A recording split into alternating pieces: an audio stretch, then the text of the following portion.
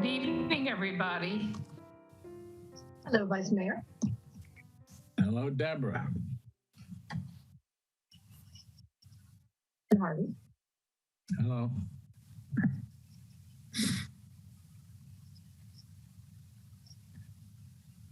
Recording in progress.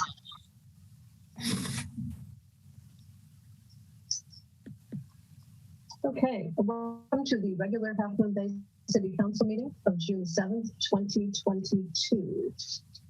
This meeting will be held entirely by teleconference. All council members and staff will only participate via the Zoom platform. The meeting is being conducted pursuant to recent amendments to the teleconference rules required by the Ralph M. Brown Act, allowing teleconferencing during a proclaimed state of emergency when local officials have recommended social distancing. That bill is AB 361. The purpose of AB 361 is to provide the safest environment for the public, elected officials, and staff while allowing for continued operation of the government and public participation during the COVID-19 pandemic. This meeting will be conducted via Zoom webinar, and live Spanish interpretation will be available within the Zoom platform. Members of the public are welcome to log in. As attendees, during any public comment portions, attendees may use the raise your hand feature and will be called upon and unmuted when it is your turn to speak. You can dial into this meeting by 669-900-9128 using webinar ID 995-8894-7925. If joining by phone, use *9 to raise your hand and *6 to mute and unmute. And Victor, could you give the instructions for accessing Spanish interpretation?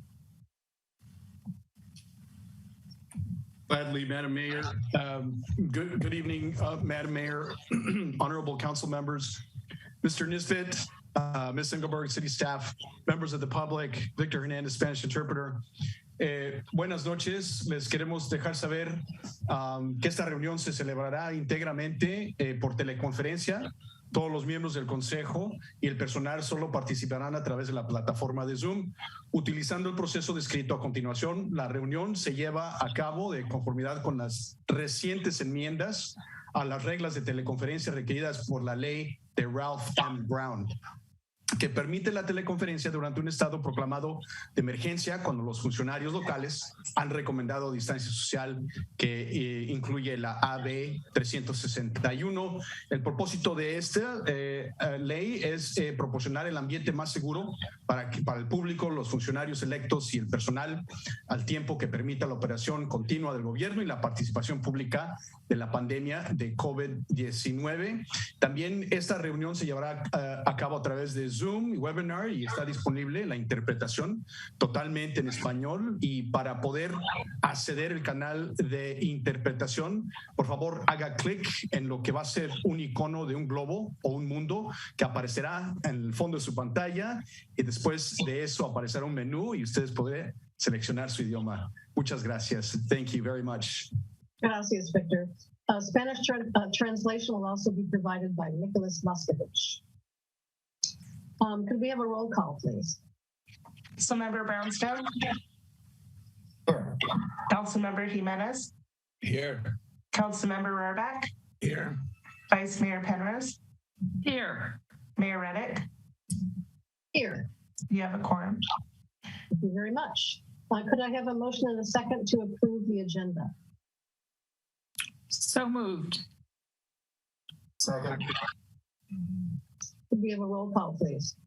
Councilmember Brownstone. Yes. Councilmember Jimenez. Yes. Councilmember Rohrbeck. Yes. Vice Mayor Penrose. Yes. Mayor Reddick. Yes. Motion carries. Thank you so much. So we're moving on to public forum. So if you would like to comment on items on the consent agenda and that are not on the regular agenda, you can use the raise your hand feature, and the city clerk will call upon you to speak, and you will have 3 minutes. I'll call up first Candy.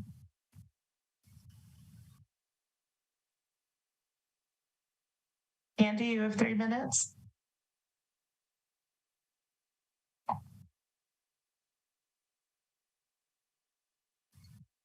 You're muted, Candy.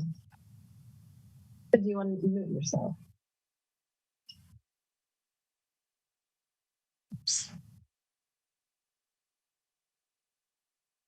Okay, we'll come back.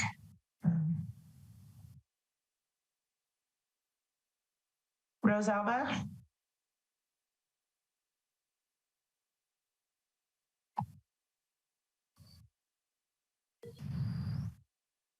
I think I might need Victor or Nicholas to pop over.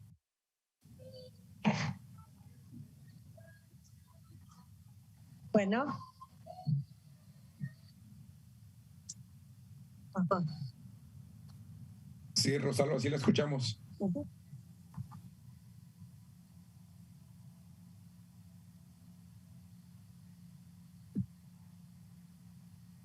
Oh, I need to turn the.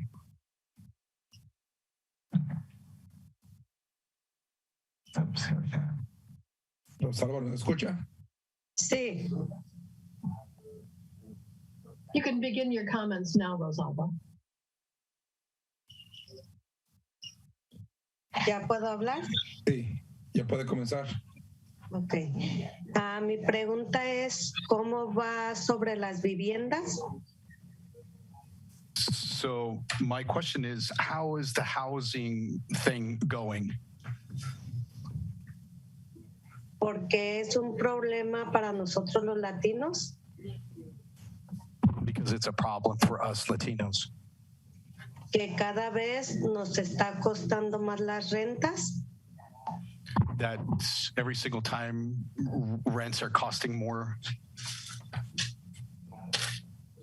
Y no nos quieren rentar a personas que tenemos niños. And people don't want to rent to us, families that have kids. Y es mi pregunta, nada más lo de las viviendas. And that was just my question, just about the housing thing. I can answer briefly. The council is working on pursuing a couple of different avenues with potential developers who have proposals. And we're going to be bringing one of them forward, possibly at our next meeting or a meeting in July. I think it might be the next meeting. Is that correct? July. In July? Yes.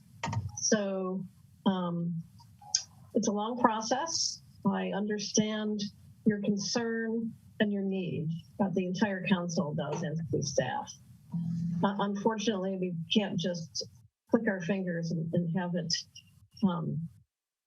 be built, but we're working hard on it and our staff is working hard on it. And I can commit to you that we're not leaving any stone unturned.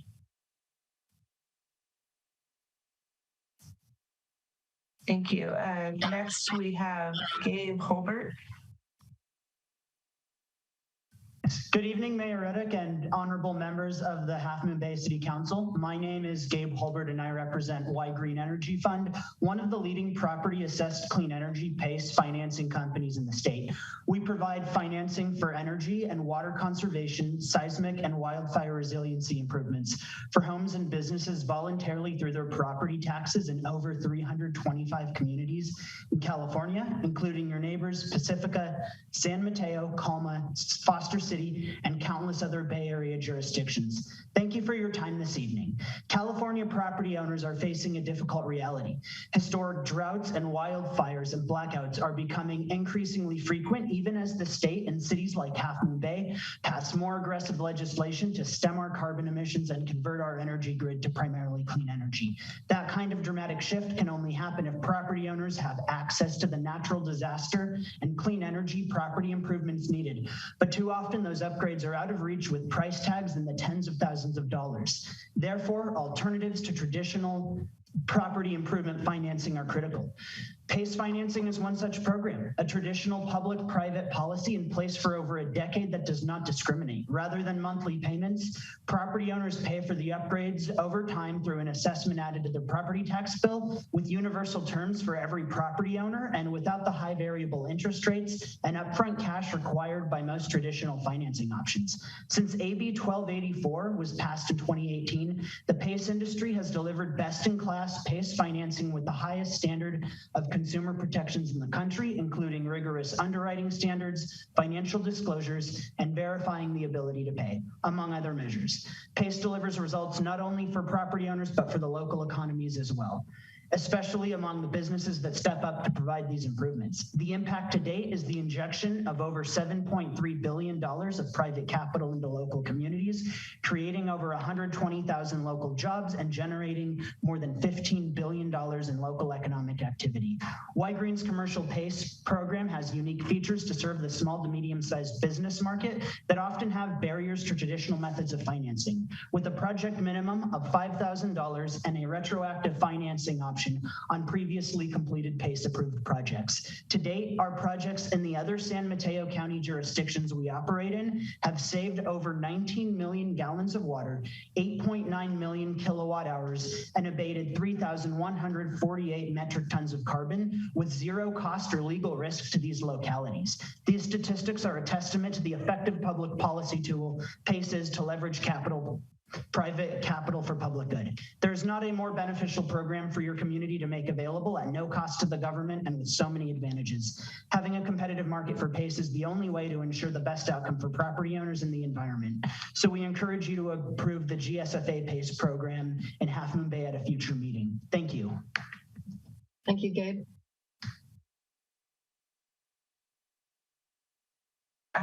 Victor, I don't have a name on this one. Usuario de Zoom, si usted quiere hacer su comentario, por favor, adelante cuando usted esté listo. Perdón, ¿me toca a mí? Sí, buenas noches, señor. ¿Cómo le va? Sí, buenas tardes a todos los miembros del concilio. Good night to all the council members, or good evening. Mi comentario es de que hace días miré por Facebook que se inauguró la primera piedra de un teatro o algo que quieren hacer como un parque para las personas aquí en Half Moon Bay. So just my comment is a few days ago, I was able to see through maybe Facebook this inauguration for a theater or a park that you guys want to build for the people. Yo pienso que las viviendas es una necesidad prioritaria aquí en Half Moon Bay. No estoy en desacuerdo que haya un parque porque es bien para el bienestar de nuestros hijos y todas las personas, pero tienen que tener una prioridad porque las personas de bajos ingresos estamos sufriendo por la falta de viviendas. Un momento, señora, gracias. So, I think that the housing is definitely a priority in Half Moon Bay. I'm not disagreeing with the park because I know that it's good for the kids, but I think the priority would be housing because there's a lot of low-income people that are suffering due to it. Necesitamos que así como están apoyando y metiendo millones o 2, 3, 4 millones de dólares en proyectos, también apoyen las viviendas, porque poco a poco, si ustedes quieren, pueden ayudarnos mucho más de lo que ustedes quisieran. Gracias. So, I think what's needed is, like the support that you guys are pouring millions of dollars. You should also support housing because I know that little by little you guys can help.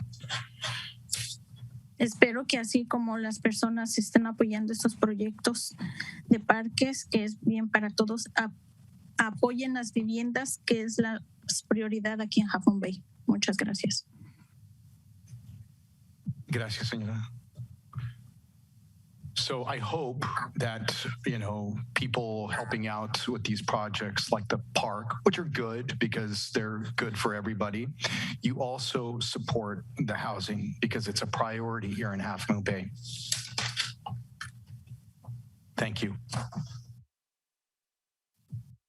Thank you. Next, we have John Olam.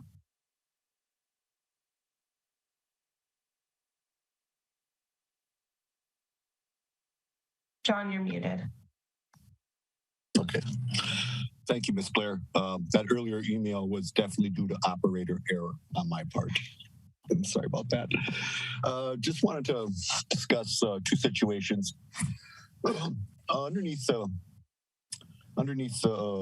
Highway 1 bridge for the bike path crosses underneath it has really gotten out of hand. It's intimidating to go down there. And I'm really ashamed to say that because there's not many places that I'm intimidated to ride my bicycle. I'm not. I've just always been comfortable going into any kind of neighborhood. But what's going on underneath the Highway 1 bridge is really unacceptable. Last night when I rode through there was a dog that was locked in one of those little crates, and there was nobody around. The dog was crying and snarling, and I didn't know what to do.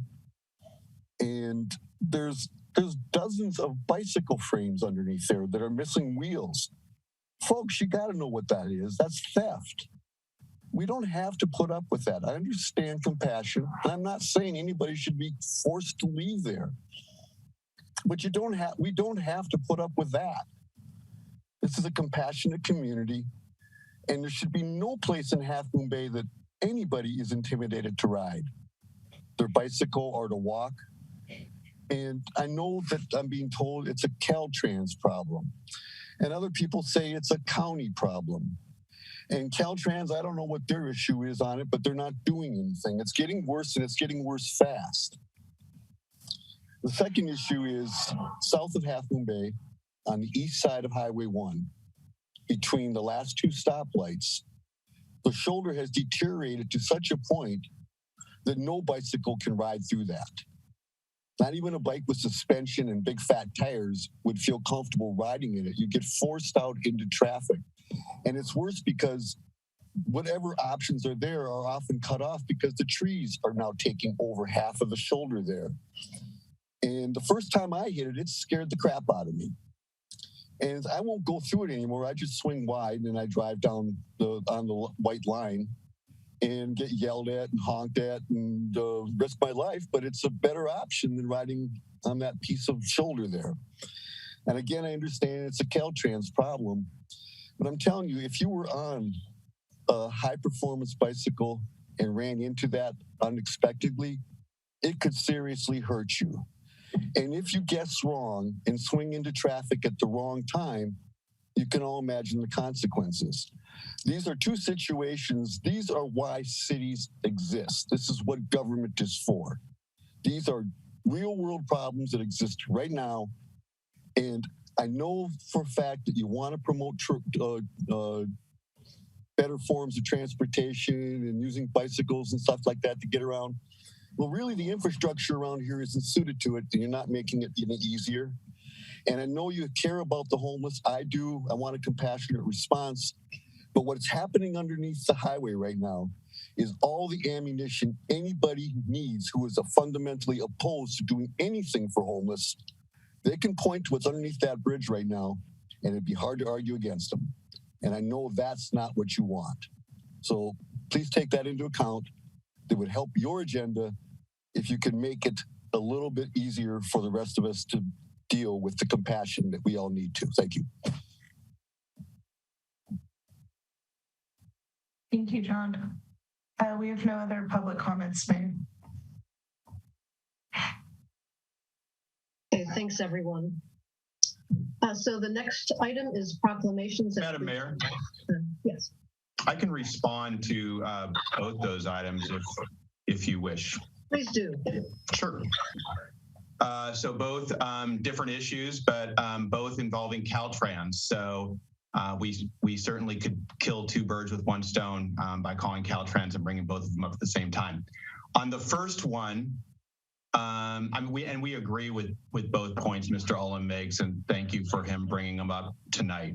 On the first one, about 3 weeks ago, we were aware of the situation and that it had deteriorated down there under the bridge. It's been a problem for a long time, but it was called to our attention about a month ago, and we sent some folks down there and agreed we need to take some action, or we need to get Caltrans's attention. We contacted them, like I said, about 3 weeks ago, and initially they were extremely responsive. We got a call back within a day, and within 72 hours, they had sent a full team out there. Joe Butcher, our code enforcement officer, was able to meet them out there, and they took a look at the situation. That was their first step, to see it themselves, and then to make an action plan and decide when they could schedule a potential cleanup. And as you can imagine, they do have situations like this all over the Bay Area and the state of California, and they do have a system for scheduling them and prioritizing them. We heard that they agreed that it was a problem, a hazard, and would meet one of their highest priority thresholds for kind of jumping up in the line. And so the message was that they were going to schedule a time to come in and do a cleanup in this particular area, but we would also have enough time to be a partner in that cleanup, to do it in a humane way, a legal way, and at the same time, hopefully provide an avenue to services for some folks that are living down there. That was at least 2 weeks ago, and now it is true that we haven't heard anything from Caltrans in that 2 week span. So initially very responsive. We were expecting a call back and an action plan, and we haven't heard. So I will now elevate this again and step it up with Caltrans. As I said, the other issue, I am actually very familiar with the other issue he brings up. I've wrote over it many times. It is a problem and it is a hazard. So at the same time we get Caltrans's attention, we will also bring this up. I know for a fact other cyclists have brought this particular hotspot to Caltrans's attention. It would be a fairly elaborate project for them to go in and basically do a remove and replace on a pretty long section of the shoulder, probably a couple 100 yards or more, but it should be done. So we will take both those on. And again, I appreciate Mr. Olin for bringing those up tonight. Thank you, Bob. Okay, so our first proclamation this evening is... Mayor, I'm sorry to interrupt. Can I comment on the issue under the bridge on Highway 1? I was there today. I would keep it very brief because we're not supposed to be discussing these items outside of a regular agenda. So if you could just keep it brief. Yes, thank you. Mr. Olin, I want to share with you that I was there today to visit the site under the bridge on Highway 1.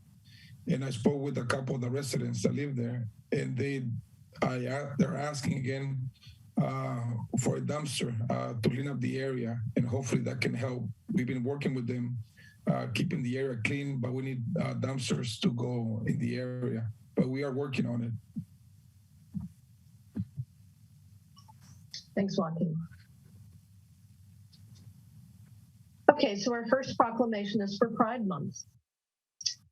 June is LGBTQIA plus Pride Month, and it's time when everyone joins together with our lesbian, gay, bisexual, transgender, queer, intersex, and asexual community members in the spirit of solidarity and embracing diversity. Pride Month is currently celebrated each year in the month of June to honor the 1969 Stonewall Uprising in Manhattan. The Stonewall Uprising was a tipping point for the gay liberation movement in the United States. The Progress Pride flag, which will be flown for the month of June 2022 at City Hall, serves to express the city's official commemoration of this important event in U.S. history and its commitment to celebrating transgender, Black, Indigenous, people of color people, within the LGBTQIA plus community. LGBTQIA plus people in the United States, the state of California, and the city of Half Moon Bay have made and continue to make vital contributions to the world in every respect. The city of Half Moon Bay continues to stand with the LGBTQIA plus community in the struggle to ensure equal treatment for all and to advocate for LGBTQIA rights as human rights. Further, the city of Half Moon Bay will continue to make our city a place where all people, regardless of their sexual orientation, gender identity, or gender expression, are treated with dignity and respect. Thank you to the Coast Pride organization for their important work and contributions to not just the city of Half Moon Bay, but to the entire coastside. Let us continue to make Half Moon Bay a welcoming place for everyone. And I understand we have someone here this evening to accept that proclamation. Yes, it looks like Jenny Walter. Hello, Jenny. Hi, Mayor. Hi, council members. Hi, everybody.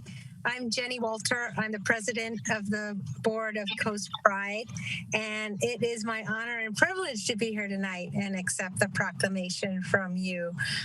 This has been such a historic year for Coast Pride and all its partners. In so many ways. In downtown Half Moon Bay, I want to give a big shout out to the beautification committee and many folks, the Sean McFetridge at the Cabrillo Unified School District and Matthew Chitster with the city and Crystal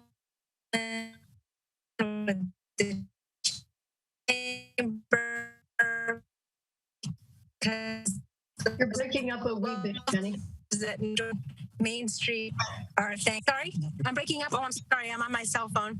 I'm so sorry. But I hope what's coming across is my enthusiasm, my appreciation on behalf of Coast Pride entire community, queer, non-binary, and also those who are allies. And we thank you so much for the proclamation and for all that you've been doing for everyone in our community. And just wanted to do a shout out to the beautification committee and everyone for those wonderful banners that we now have on Main Street. So happy Pride to you, to everybody, to all those who are listening, and come out and join us on June 18th at our cool party and other events that we have for the month of June. Thank you so very much. Thank you so much, Jenny. Happy Pride. Okay, our second presentation is celebrating the 50th anniversary of Title IX. June 23rd, 2022 marks the 50th anniversary of the landmark Title IX legislation, which prohibits sex discrimination in all areas of education, protecting students and staff in the educational institution that receives federal funds. This protection also applies to pregnancy, sexual orientation, and gender identity. In the half century since its passage, Title IX has had the effect of expanding opportunities for women and girls in sports and in the science, technology, engineering, and math fields, and improved crucial protections for pregnant and parenting students. At this milestone anniversary, it's valuable to read why Title IX is to the 50.52% of the U.S. population that is female. According to research by the American Association of University Women, 56% of female students, 40% of male students grades through 12, and 2/3 of college students have experienced some forms of sexual harassment. Schools are providing about 1.2 fewer opportunities for girls to play sports in high school as compared to boys. Only 21% of engineering majors and 19% of computer science majors are women, and the rate of women's enrollment in certain non-traditional careers remains at low levels, with some fields with 25% in women's representation. Under the previous federal administration, the U.S. Department of Education worked to systematically dismantle Title IX protections, rescinding multiple important guidance documents in 2017 and releasing a new rule in 2020 with significant harmful implications for student civil rights and federal enforcement of Title IX. More recent proposed positive changes to current Title IX regulations would not be enforced until 2024, leaving students and survivors of sexual harassment and violence without the resources and support they need now. In 2021, the U.S. Department of Education announced that it would interpret and enforce Title IX to prohibit discrimination based on sexual orientation and on gender identity, an important step to ensure protection for LGBTQI students.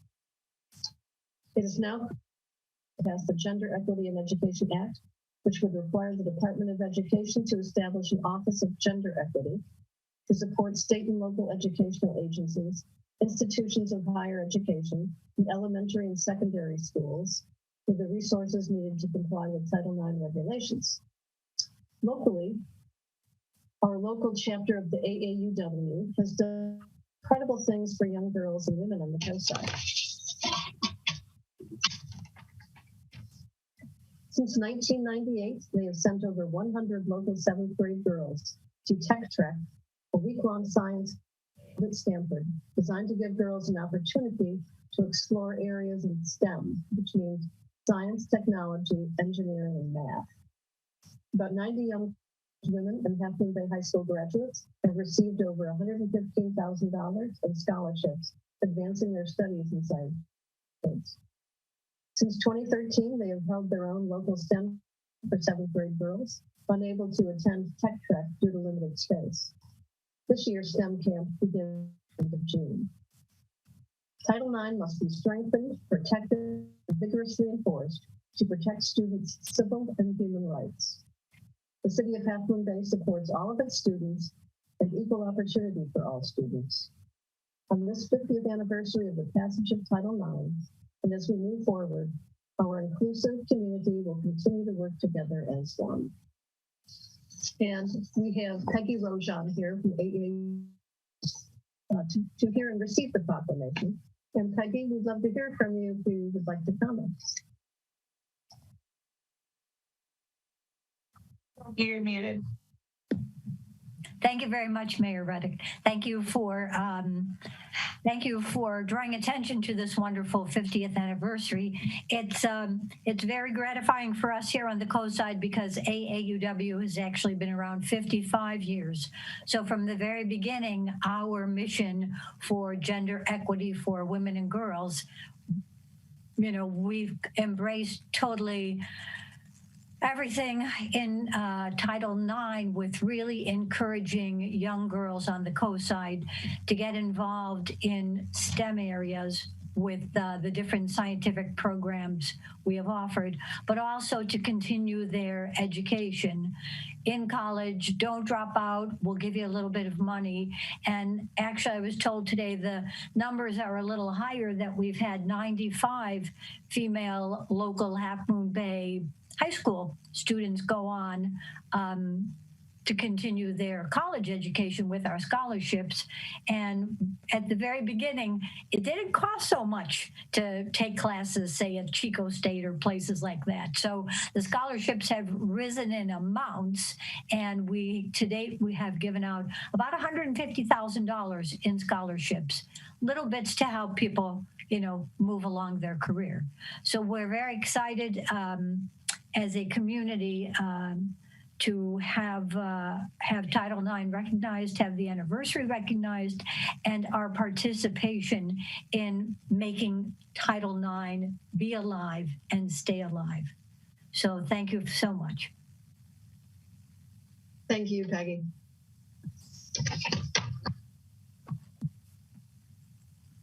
Okay, so I don't have any announcements of community activities this meeting.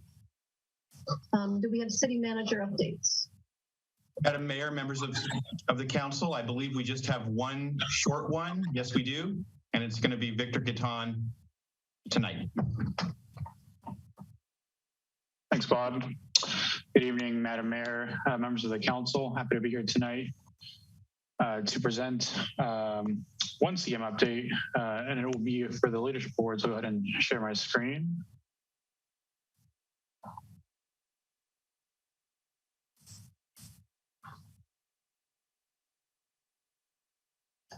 Okay, ready to go. So yeah, as I mentioned, I'll be presenting on the Leadership Awards for 2022 this year. And the City of Half Moon Bay Leadership Awards is an annual award program that recognizes outstanding achievements and leadership qualities of middle school and high school students who have distinguished themselves as role models among their peers. In reviewing the applications, areas such as work ethic, community service, leadership, social responsibility, and/or overcoming obstacles to accomplish goals are considered. Each year, there are typically 5 scholarship award winners. We have an 8th grade or middle school, which could be 7th grade some years, a 9th grade and a 10th grade. Those winners each receive $100 scholarships. The 11th grade winner receives a $200 scholarship, and the 12th grade winner receives a $1,000 scholarship. And I'm happy to announce this year's winners. We have one for 8th grade, 9th grade, 11th grade, and 12th grade. So starting with 8th grade, we have Annabella Sarabia. Annabella has volunteered with the Boys and Girls Club, the Half Moon Bay Pumpkin Festival, the 4th of July Parade, and various other community events over the years. Annabella mentioned that they struggled a bit in school this year in 8th grade. Recognized their educational challenges and mentioned that they will strive to do better moving forward. And Annabella aspires to be a professional soccer player and would especially like to play for the Mexican national team one day. So it's good to have big goals. So congratulations to Annabella Sarabia. For 9th grade, we have Sierra Nicole Briggs. Sierra has volunteered as a student mechanic at the Bike Temple, which is an organization that helps repair bikes of individuals that can't afford repairs.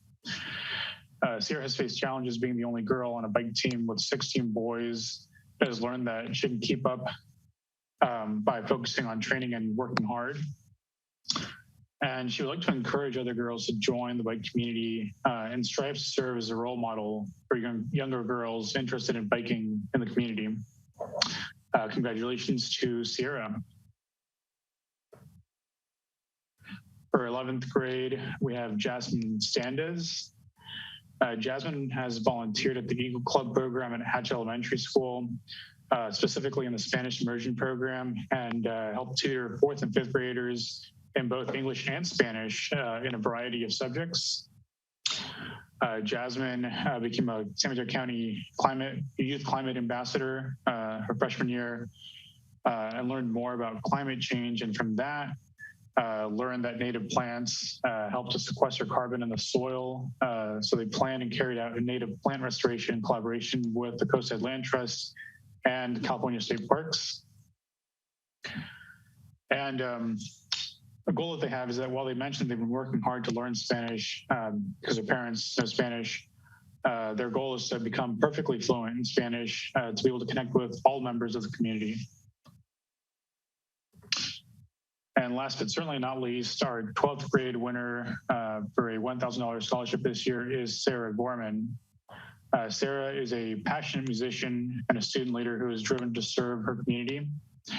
She was a bassist for the Half Moon Bay High School Jazz Ensemble, the Spring Musical Pit Bands, and the prestigious SF Jazz High School All-Stars.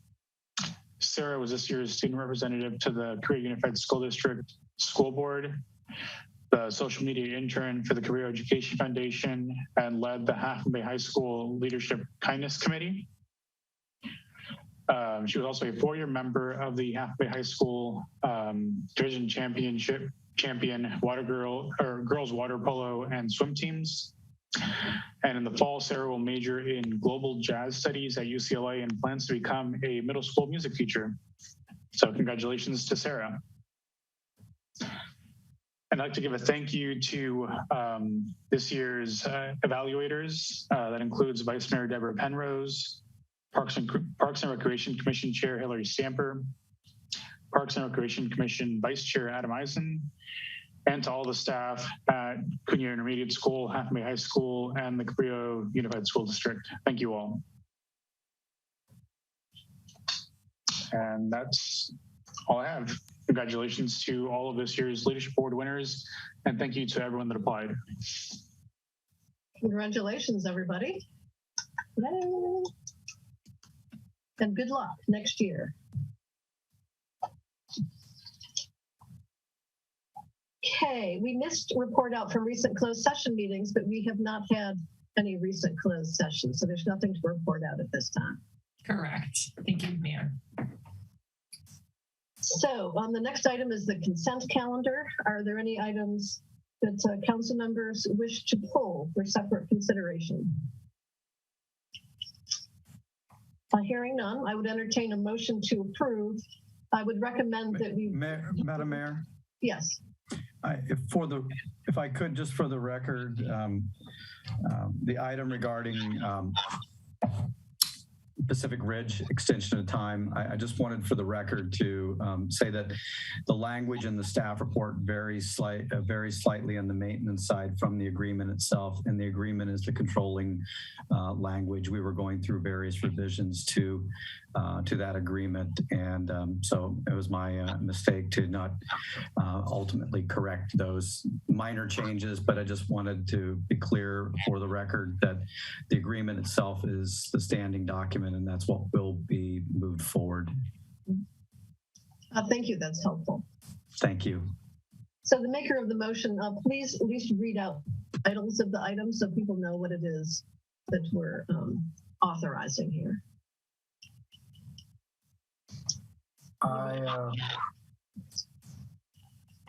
Robert. Yeah, I'll make a motion. I move that we adopt the consent calendar. Following items with the following titles. Item 1A, waive reading of resolutions and ordinances. Item 1B, resolution calling for the holding of the November 8th, 2022 general municipal election. Item 1C, re-ratification of the resolution to continue holding public meetings remotely. Item 1D, First Amendment to the Pacific Ridge Settlement Agreement. Item 1E, construction contract award for the Kelly Avenue crosswalks project. Item 1F, library capital fund reimbursements. Item 1G, SB1 local streets and road improvement project. Item 1H, resolutions of local support for multiple grant programs. Item 1I, Coastside Land Trust Wave Crest Trail License Agreement.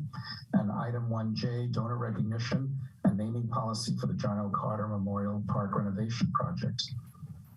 Second. Are there any hands raised to discuss this item, Jessica, per chance? No. Okay. Could we have a roll call, please? Councilmember Brownstone? Yes. Councilmember Jimenez? Yes. Councilmember Rohrbach? Yes. Vice Mayor Penrose? Yes. Mayor Reddick? Yes. Motion carries. Okay, we're moving to item 2, ordinances and public hearings, but there are none this evening. And then item 3, resolutions and staff reports. The first is item 3A, award of construction contract and professional services agreement for phase 1 of the Corporation Yard Improvements Project, CIP number 9023. Thank you, Mayor, council members. I'll allow Todd to bring up his PowerPoint and just do a quick introduction for the man who needs no introduction. Todd Seeley, our Public Works Superintendent. You have seen him now on several occasions, and he has done a fabulous job, I think, corralling a very challenging project and moving it forward. And tonight we are seeking your approval to award the construction contract for phase 1 of the Corporation Yard. And certainly we are happy to answer any questions. I think the presentation will cover the pertinent points, but please feel free to ask any clarifying questions ultimately as needed. And we'll go from there. Todd, you ready? Well, I am, and John, thank you for the great introduction. And now can I get this PowerPoint pulled up? So that was awesome and fortuitous, but it is what it is. Let me longer introduction, John. Longer introduction. Keep it going. I'm proud of my staff who are falling in line with their directors in capacity to get items pulled up on the Zoom calls. So we're going to have remedial Zoom instruction on this. As you know, again.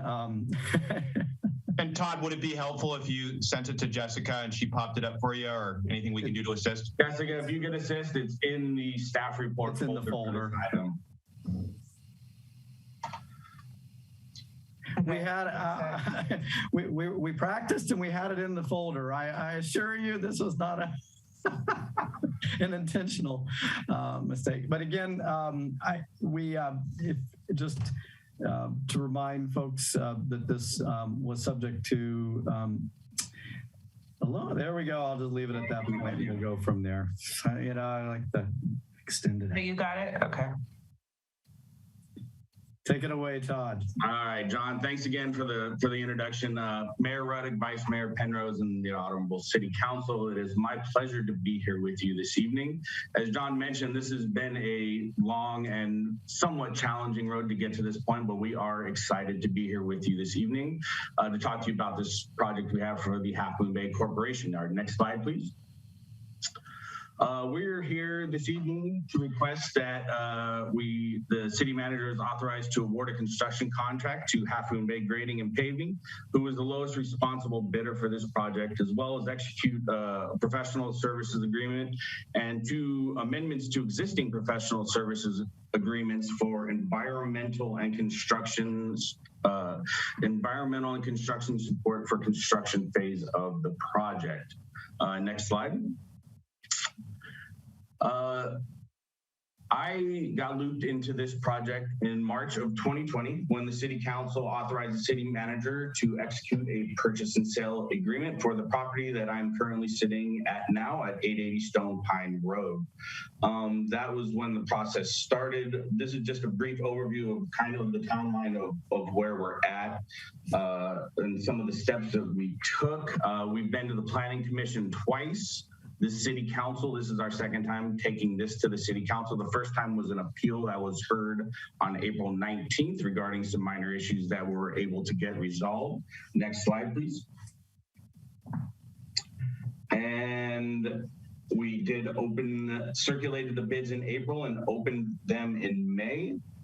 It is important to note that because of the funding, part of the funding mechanism used for this project, the loan proceeds that we were able to generate through the iBank of California, we have to expend approximately $800,000 of funds by August 1st of this year. It's a relatively tight timeline to expend that large amount of money, but we're fairly confident that we're going to be able to get it done and meet all of our time constraints. Next slide, please. So the project scope, this is kind of just an overview of what exactly this project entails. I think for this discussion, the most important thing we want to mention is the environmental and sustainability elements of this project. We are going to be protecting all of the ESHA on this property, the environmentally sensitive habitat area, of which there is quite a bit, to include a frog pond and a riparian area, both of which have been identified to contain the California red-legged frog, which is a protected and endangered species, as well as electrification and solar, which is a big thing around here nowadays. We actually had a presenter earlier during the public comments, and we think that's an important aspect of this project as well. Perhaps, though, through all of our trials and tribulations of this project, one of the things that I'm most excited about is that there's going to be approximately 6 acres or so, 5 acres or so of this parcel left over when we're all done and everything has been taken care of. So the majority of the heavy lifting for mitigation measures will be completed when we finish this project. So for any future use that the city deems prudent for this particular piece of leftover property, most of the environmental and coastal development work has been done. That was 18 to 20 months of time that it took us to get to that point. So just having that time and cost saving element built into whatever future projects the city wants to do on this parcel is a pretty good thing in my opinion. It also includes some enhanced security fencing and environmental fencing, card-lock access. As we've mentioned before to the Planning Commission and the City Council, we actually had a vehicle stolen off of this property 2 years ago, a city vehicle. So we're excited about being able to protect our assets and make sure that we can keep the city up and going for years to come. Next slide, please. This is kind of just a brief overview of what we are proposing. Obviously, we couldn't fit the entire 22-acre parcel onto one screen. The basis of the project is the center circle area is going to be our new trash enclosure. We're going to be moving the trash enclosure that currently exists out of the riparian area, so that's another huge environmental win for the city. And we're also going to have double fencing for city vehicles. So there's going to be 2 layers of security for city vehicles and an area for folks to park, for city staff and visitors to park, as well as 2 ADA parking spots. Solar array is going to be up towards the top of the property, and the majority of the stuff you're seeing to the left of the screen is those mitigation measures, those environmental mitigation measures that I discussed earlier. It's basically fencing and tunnels that are going to channelize and direct the endangered species down to the riparian area, taking the shortest path from the frog pond that's been identified up top down to the actual creek itself. Next slide. Just a brief overview of the bids. Our engineer's estimate for this project, for this phase of the project, was $2.6 million. The lowest responsive bidder was Half Moon Bay Grading and Paving at $2,745,018. It's about 5.5% above the engineer's estimate. In this climate, we think that's a pretty good number. Inflation last year alone was close to 8%. So we were 5.5% over the engineer's estimate. We're actually pretty happy with that. We had 2 other responsive bidders and 1 bidder that actually withdrew their bid because of an error on their part and not on the city's. Next slide, please. This is just a brief snapshot of the project budget. Shout out has to go to finance, specifically Ken and Lisa, who were in this with me when I was pulling my hair out. I know it doesn't look like I had any hair to pull out, but we were trying to figure out how best to fund this project, and they were lifesavers. They were able to identify areas that we could come up with the necessary funding in order to get this project built so that the city of Half Moon Bay actually has a corporation yard finally. The majority of those funds were from unassigned general fund balances and from the Main Street Bridge. I think that was just an item that Matthew presented in the consent calendar, one of those, the unassigned general fund balance. So thanks for we have to give credit where credit is due to the finance folks who are great working with us on this and getting us to this point of the project. Next slide, please. And finally, our recommendations. We're recommending that we award a construction contract and a professional services agreement to SWCA for environmental, along with 2 contract amendments to ELS architecture and BKF engineering for construction support during the construction phase of this project. Next slide, please. And that is my brief presentation. I apologize in advance for not being able to get this PowerPoint up. I will be getting ribbed, I'm sure, from my staff for quite some time on that, but it's okay, it is what it is. And thank you so much for allowing us to come here this evening. And if there's any questions, John and myself are more than willing to take them. Thank you, Todd, for a very concise presentation. There's never any penalty for brevity here. The stage we're in now is clarifying questions, and then we can see if there are members of the public who would like to comment. We'll start with Councilmember Brownstone. Yeah, just a quick question. I was just curious, any other particularly well-known projects that Half Moon Bay Paving and Grading has already done in the community? Well, the most recent project they did was the trail extension from Railroad to Poplar Beach, and that came out actually pretty well. So, Okay. They, I will also say, and you know, there's a question of color, but Half Moon Bay Grading and Paving I worked with when I first started here. They were the contractor for Mac Dutra reconstruction as well. And they've done a number of other projects, but that was a pretty big undertaking and project, and I had the pleasure of being the construction project manager on that project at the time. Great. I figured it wasn't their first time around, but you know, spending that kind of money, it's always good to know and reassure the public that we are hiring known and good contractors. So thank you. Appreciate it. Thank you, Robert. Anybody else? Okay. Joaquin, go ahead. Yes, thank you. I have a question. Maybe I misunderstood when it was first talked about the appeal of this property, the courtyard, but the access road. As I understood before, we did not talk about paving the access road yet. Maybe I misunderstood during the appeal. As I understood, it was going to stay the way it is right now, but it was going to be rerouted, but not paved.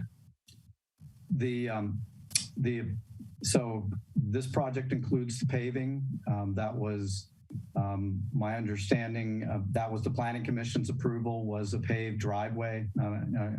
I'll distinguish it with the driveway. There was some conversation about that. The primary appeal issue was on the alignment. That appeal did not include a discussion about whether it should be paved or unpaved. So the paving remained in place with that conversation. So this is a paved driveway.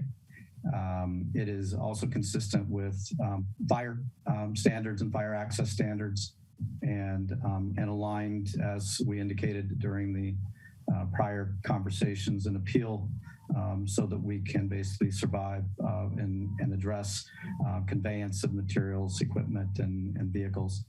And again, we understand and acknowledge that at some point, should a subsequent use come to the remainder parcel, there may have to be some adjustments to the alignment and of that access to the corporation yard.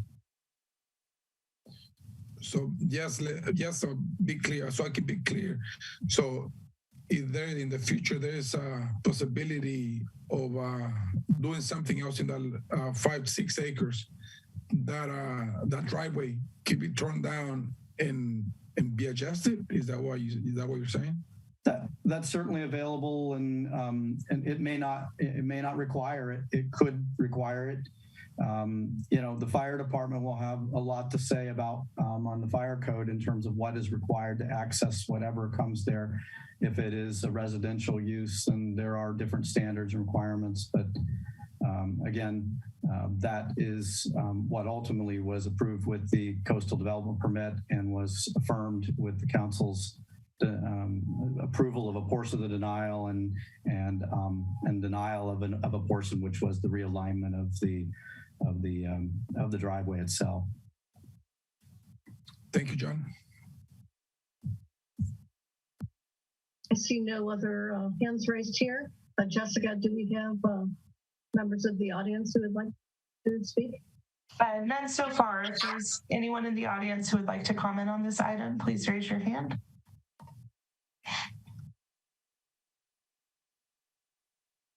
I believe we have any public comments, Mayor. Okay, back to the council for any questions, comments. Anyone? Briefly, everybody's been pussyfooting around this other uses of that 5 or 6 acres, and we've heard an enormous amount of enthusiasm to try to get more affordable housing built.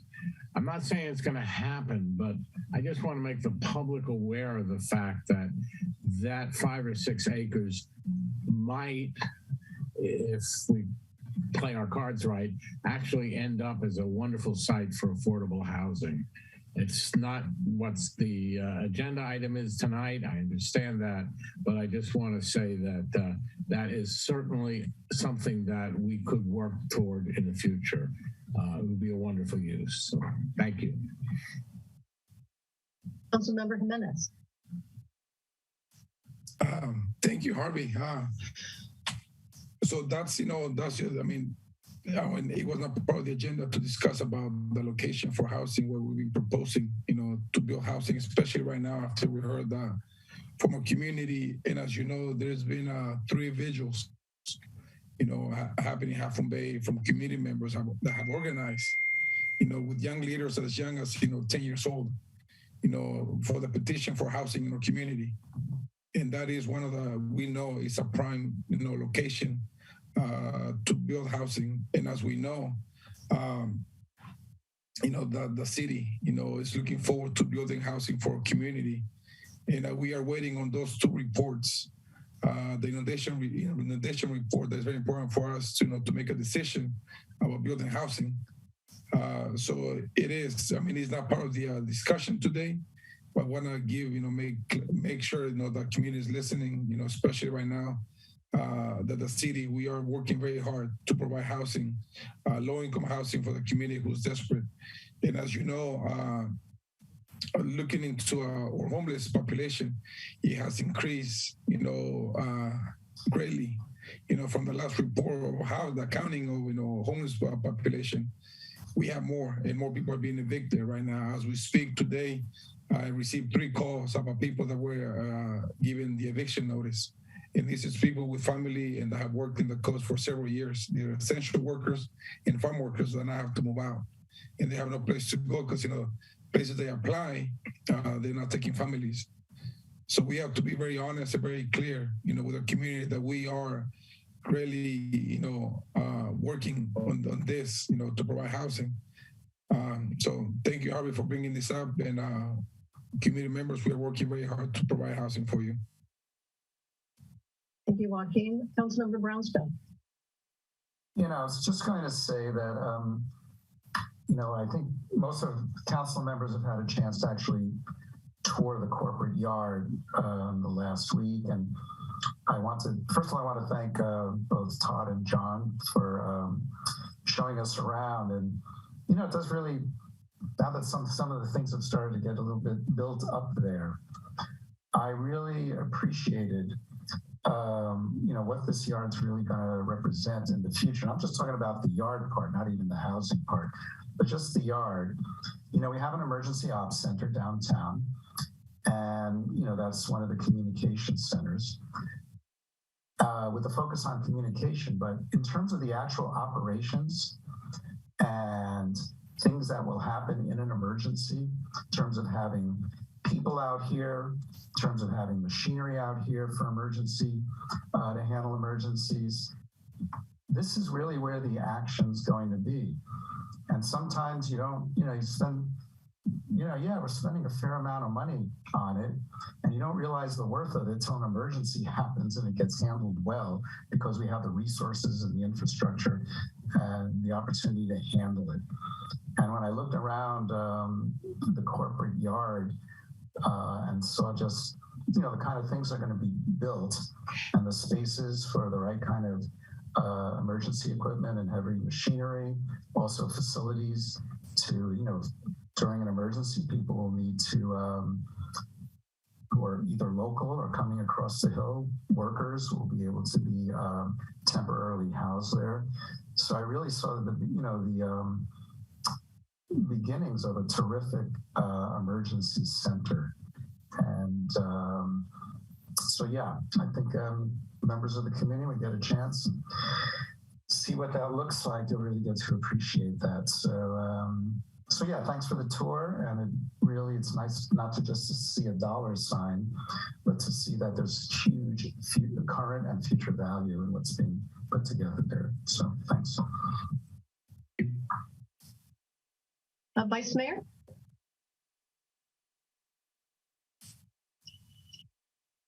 I just wanted to say that I'm really happy to know that the equipment that the city has to have in order to maintain its infrastructure is extremely expensive. I forget the cost of a truck. Can you tell me the cost of a truck? So the base level F-250 is about $40,000, and the backhoe you were looking at, I think, was about $170,000, somewhere along those lines. Right. So we spend money on equipment like this, and in the past, it's been subjected to the coastal fog and the coastal sea air. And so what we're doing is we're trying to protect the investments that we've already made and keep our infrastructure well taken care of. And I really want to thank Public Works. They don't get a lot of public praise for the work that they do, because the work that they do has to do with streets and roads and sewers and pipes and all sorts of things that aren't pretty. And people want to assume that those things are just there and that they are organic in some way. But the truth of the matter is they are not. They are a tremendous amount of work and a huge investment. And this corporation yard will help to keep that investment protected for us. So thank you. Thank you. Yeah, I don't have much to say after my fellow council members. I think everybody hit, all the very important points. And, it seems like every day somebody's yelling at us, you need to spend your money on infrastructure. You're not spending money on infrastructure. Well, in fact, the corporation yard is public infrastructure.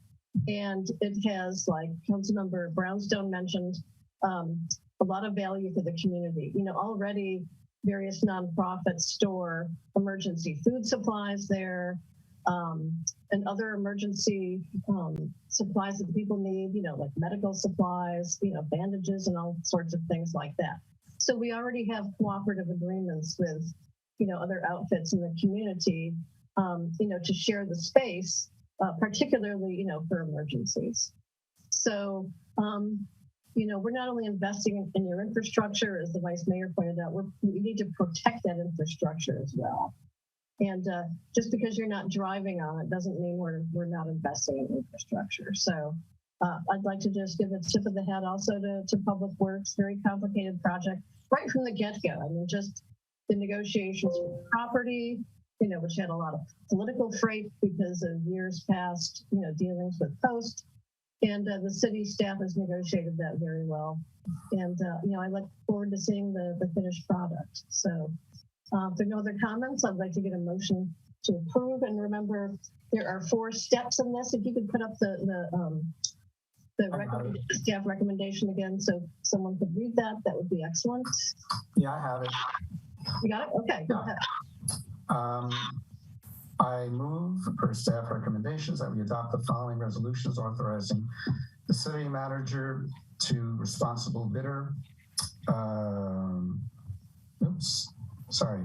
To authorize the city manager to award and execute a construction contract to the lowest responsive and responsible bidder, Half Moon Bay Paving and Grading of Half Moon Bay, in the bid amount of $2,745,000, and approve the construction contingency not exceeding an amount of $219,601, 8%. And 2, authorize the city manager to execute a professional services agreement with SWCA Environmental Consultants for the construction of related biological and environmental services in the amount of $54,725. And 3, execute amendment number 2 to the professional services agreement with ELS Architecture and Urban Design for architectural construction support in the amount of $20,000. And 4, execute amendment number 3 to the professional services agreement with BKF Engineers for engineering construction support in the amount of $10,000. Give a second. Thank you, Councilmember Brownstone. And I think Harvey's made the second. Okay, could we have a roll call, please? Councilmember Brownstone? Yes. Councilmember Jimenez? Yes. Councilmember Rohrbach, Yes. Vice Mayor Penrose, Yes. Mayor Reddick. Yes. Motion carries. Onward and upward. Okay. Item 3B, Half Moon Bay Hotel Business Improvement District Annual Report for 2021. Resolution of intention to continue to levy assessments for fiscal year 2022-23 and funding request for fiscal year 2022-23. Thank you, Madam Mayor and council members. I'm happy to be before you tonight on this item, and I'd like to welcome Kristen Geet, our CEO of the Half Moon Bay Coastside Chamber of Commerce. And we'll be doing a two-part presentation. I'll be presenting the technical pieces of what we're doing tonight, and Kristen will talk about the work of the Hotel Business Improvement District and all the great things it's doing for our community. So I'll be sharing my screen.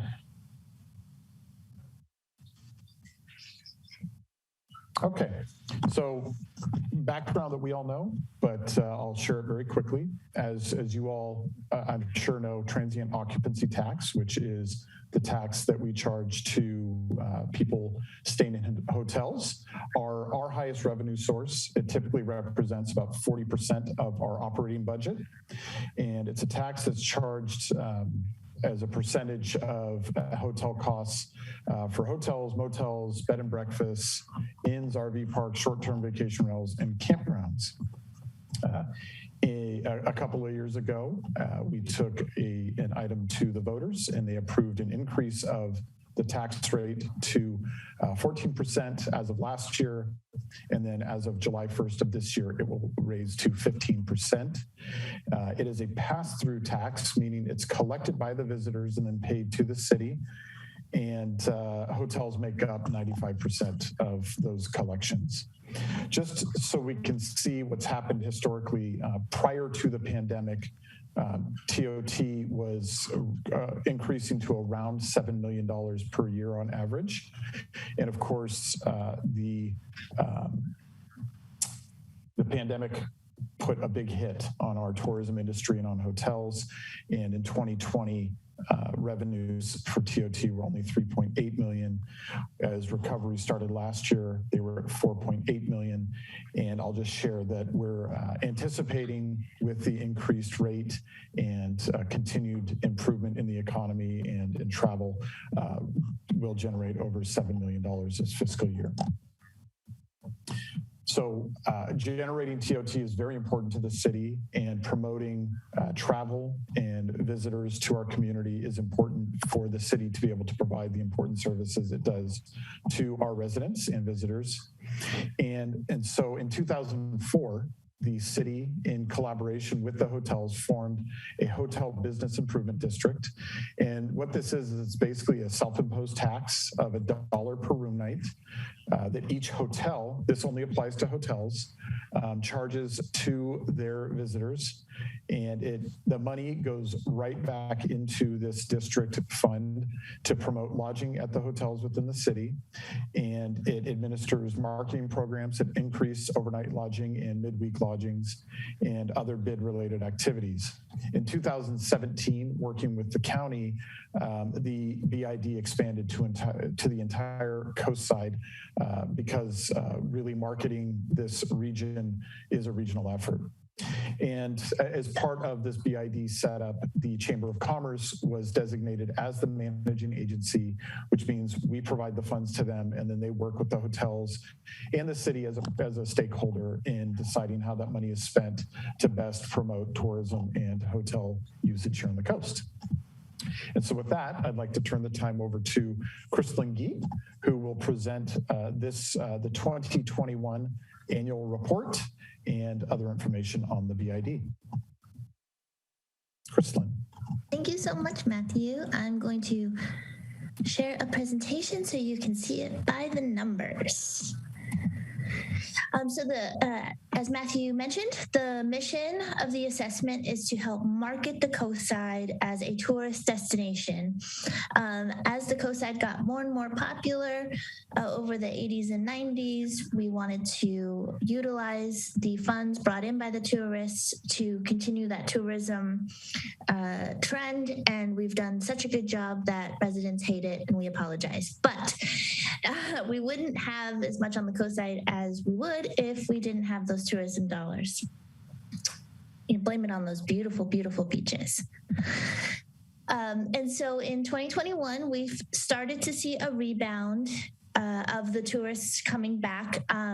We didn't get hit quite as hard as inland cities when it came to tourism dropping. We got hit very hard, as you could see by those TOT numbers. But because we had the beautiful beaches and a lot of outdoor space, people still flocked here. So we've had definitely an uphill battle coming back from 2020, but thankfully it's not been horrific. But we have a wonderful marketing team of a local PR company and digital marketing company that runs the Visit website and those items. And you can see that even with everything we've gone through, they've continued to produce some really awesome numbers. And so in 2020, there was 39 articles written specifically on the coastside, and in 2021, that jumped up to 48. We travel writers, so they come, they spend a couple of days on the coastside, they stay in local hotels, they visit the activities and the restaurants, and then they write about them. And the great thing about them is they will put in like very specific blurbs. So if they eat at Sam's, they'll talk about Sam's. If they stay at Oceano or Half Moon Bay Lodge, they'll write specifically about them. So they also get very targeted marketing just in that as well. So travel writers have started to come back, jumping from 4 to 7, and we have lots of inquiries coming and going with them. So we anticipate that will continue to rise. And then the website, we had a huge bump in 2020, almost I think doubling if I can see my own numbers on here. So almost doubling. And we thought, oh, well, people were looking for those outdoor things.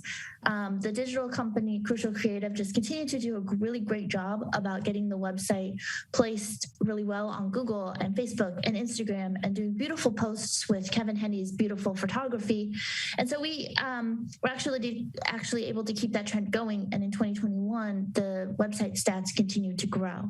And so we're just really seeing some great results from the marketing dollars that are being put out there digitally. We also were able to go back and add in some print advertising and do some ads with USA Today and their travel magazines that were national. So we definitely saw a little bit of action from that as well. We were able to take the marketing dollars and start kind of diversifying them and play around with them a little bit more. Because of the pandemic, advertising outlets were really giving screaming deals. So, something that used to be $12,000 for a one-page ad was only maybe $2,000. So we were able to take advantage of that, which is fantastic. So now you can see occupancy by the dots. So the red dots were 2021. As you can see, the orange dots were 2020. So some of them are just right straight down there in the toilet. But they have really consistently started to pop up. January, February, March are typically the lower months anyway. And you can see that there's a definite trend from June to October, and then that's where it starts to trail off again. But we're really excited to see, July of last year, 70% occupancy, 71, that's almost up to pre-pandemic levels. So our hotels are doing a really great job of advertising as well and keeping their rates manageable and really stepping up with those COVID guidelines so people feel safe to stay there. So kudos to them for doing as much as they've done to make this possible. So that's the occupancy to date. So we ended the year at 51%, which is a fairly big jump from 2020 and is about halfway to 2019's numbers. which, and let's just say 2018, 2019, 68, 65, pretty average. Nobody's got 100% occupancy. That's just cuckoo bananas. So the 2022 BID priorities is really just to continue on the recovery track. So, pre-pandemic, we were really focused on group travel and getting business people here for midweek because our weekends were really slammed. And with the pandemic, that pretty much switched. Business travel dropped off completely. And we really wanted to focus on those leisure travelers who were going to come and enjoy the outdoors. So that is a trend that is still very hot right now. Business travel is starting to come back. People are starting to have corporate meetings and little conferences here and there, but it's definitely not anywhere near where it was pre-pandemic. The requests for information about business travel is still pretty slim. So we are going to hopefully be able to bring back a corporate group coordinator contractor, which is somebody that we had pre-pandemic. So we do have a little bit of an earmark for that, but really we're really going after those leisure travelers, generating those media leads, and increasing the website traffic through advertising. So for the funding request, we're keeping it the same as we did last year because that really worked well. We'd like to have a little $5,000 put aside for that corporate group salesperson. We do, again, they're important and we hope to bring them back when it's appropriate. Putting $5,000 in the pot for public relations. We do hope to, at the end of this year or beginning of 2023, being able to do a FAM trip, a familiarization trip, where we can work with writers and event planners to just give them real behind the scenes fun activities so that they can write about that and pitch it to their groups. And then the biggest bucket being marketing. As you can see before, what we've been doing has been working, and we've been able to do more with less, but things are starting to creep up and go back to pre-pandemic costs. But while we still have the ability to play around and get more bang for our buck, we really appreciate the support on the marketing. And that is it. If there's any questions, I'm happy to help. Very nice presentation. Thank you, Chrislyn, and thank you, Matt. Okay, now to the boring stuff.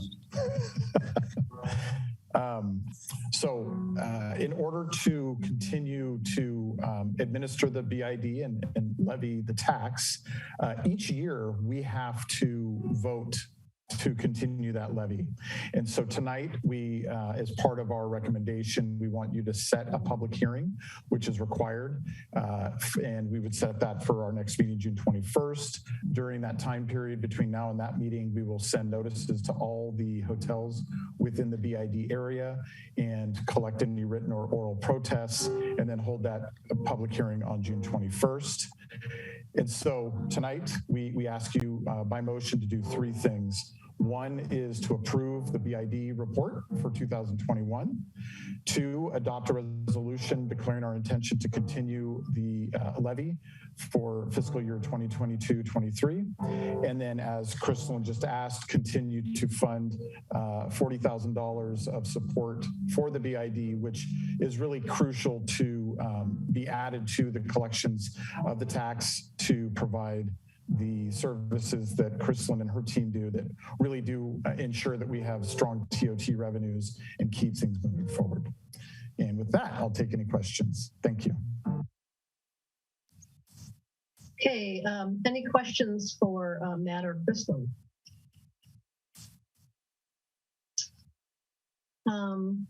Do we have any members of the public who wish to comment? No public speakers, Mayor. Okay. Comments or motion, welcome. I'll make a motion. I move that we approve the Half Moon Bay Hotel Business Improvement District Annual Report for 2021. I move that we adopt a resolution declaring the city's intention to continue the Half Moon Bay Hotel Business Improvement District, to continue the basis and to levy the assessment for the district, and to set a date for the public hearing on the district and the assessment of fiscal year 2022-23. I move that we approve the $40,000 funding request to be included in the fiscal year 2022-23 recommended budget. Second. And just to clarify that that's all one single motion. We're not making and voting on a bunch of motions. It's just one. Okay, could I have a roll call, please? Do we have a second? Yeah, I second. Okay, Councilmember Rarback. Could I have a roll call, please? Yes, Councilmember Brownstone. Yes. Councilmember Rarback. Yes. Councilmember Jimenez. Yes. Vice Mayor Penrose. Yes. Mayor Reddick. Yes. Motion carries. So I'm going to recommend, before we have the budget deliberation, that we take, is 5 minutes enough for everybody? Okay, a 5-minute break. I'll see you at 8:30.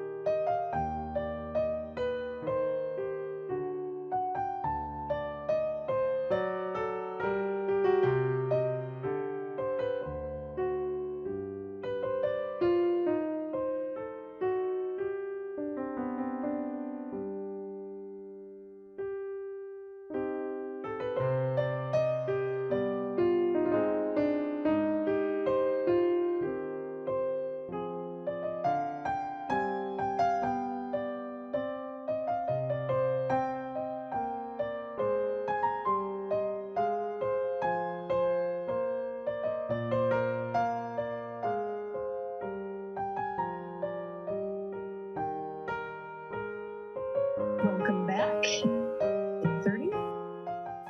Assuming many of you checking election results.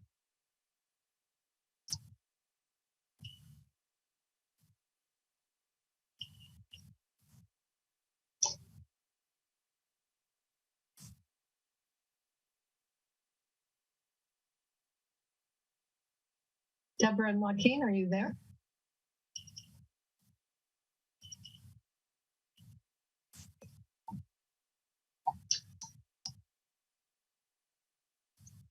Problem, so I have to turn my video off and on. Okay. I don't know what's going on, but. All right, so I'll just check in periodically, make sure all's good. So we're moving on to item 3C, which is the fiscal year 2022-2023 recommended budget. So this isn't budget adoption. It's basically, asking questions, accepting public comments, and providing additional direction to staff. So it's more like a workshop item. Okay. So Lisa, are you kicking this off? There you go. Actually, Kenneth Stiles will be taking it. Yes. Hello, Madam Mayor, Council, and members of the public. So yes, tonight we have the proposed budget for fiscal year 2022 to 2023. The budget process starts in March. I know Council is aware, but for public, it starts in March. And with listening sessions, the priority setting, a finance committee hearing, this is the final summation of those efforts. And we present these to Council as a draft and come back in the second meeting in June for adoption. We have a relatively short agenda. We do need to start with some terms and definitions that you'll see in the presentation. But from there, we'll be discussing our revenues, expenditures and any changes there, the capital improvement plan, and then finally the financial outlook. Next slide, please. And Council is aware, but for members of the public, these are some definitions as a reminder. The first one is debt. This is money owed to another entity. This is not to be confused with deficit. A deficit is when expenditures are more than revenues for a current year. That doesn't happen every year, but when it does happen, a lot of cities and municipalities meet their deficits through the use of unassigned fund balances, which is the term right below that. And unassigned fund balances are money that doesn't have a purpose yet. How these monies come to fruition is that through the years, either we make more money than we anticipated or we spend less, and they kind of accumulate into these balances. And through the budget process or through mid-year, we come back through and start assigning purpose to these monies. So those are some terms to keep in mind for the presentation going forward. Here are our revenue summaries for our three major revenues, a comparison of the current year's budget and the next fiscal year. Starting with TOT at mid-year, we had estimated 7.2, and our proposed number for next fiscal year is 8.7. That's about a $1.5 million increase. And in that 8.7 number, we assume that our hotels will perform similar to the current year, but with a 15% tax rate. Not as conservative as years prior, but pretty moderately conservative. If they perform the same, we'll earn the 8.7. That 8.7 has also been cross-referenced with our TOT provider, and we feel that it's a good number to build the budget around. The property taxes, we're proposing 3.4. That's about a 3% increase. And with sales taxes, we're proposing $3 million, which is a 3% increase. All other revenues are less than a 1% increase, so relatively flat. Other than TOT, most of these revenues are flat year over year. Overall, we're looking at 21.2, which is about a 9% increase from this year's budget. Next slide, please. As mentioned previously, most of the revenues are flat. We do want to mention the sheriff balancing account. If council remembers, through our contract with the county sheriff, we have an account there that sometimes they bill us on an estimated amount, and then at the end of the year they either bill us again or they give us credits for based on what actually on actual time. Over the past few years, we've been accumulating credits in this account, and we've been withdrawing money from that account. But in this budget, we're proposing not to withdraw from it now that we're kind of out of the immediate fiscal concern of the pandemic. And then finally, we have ARPA funds. We were designated to get 2 payments to the total of $3 million. We are set to receive our last and final payment of $1.5 million. That is expected in July, and that is included in this budget.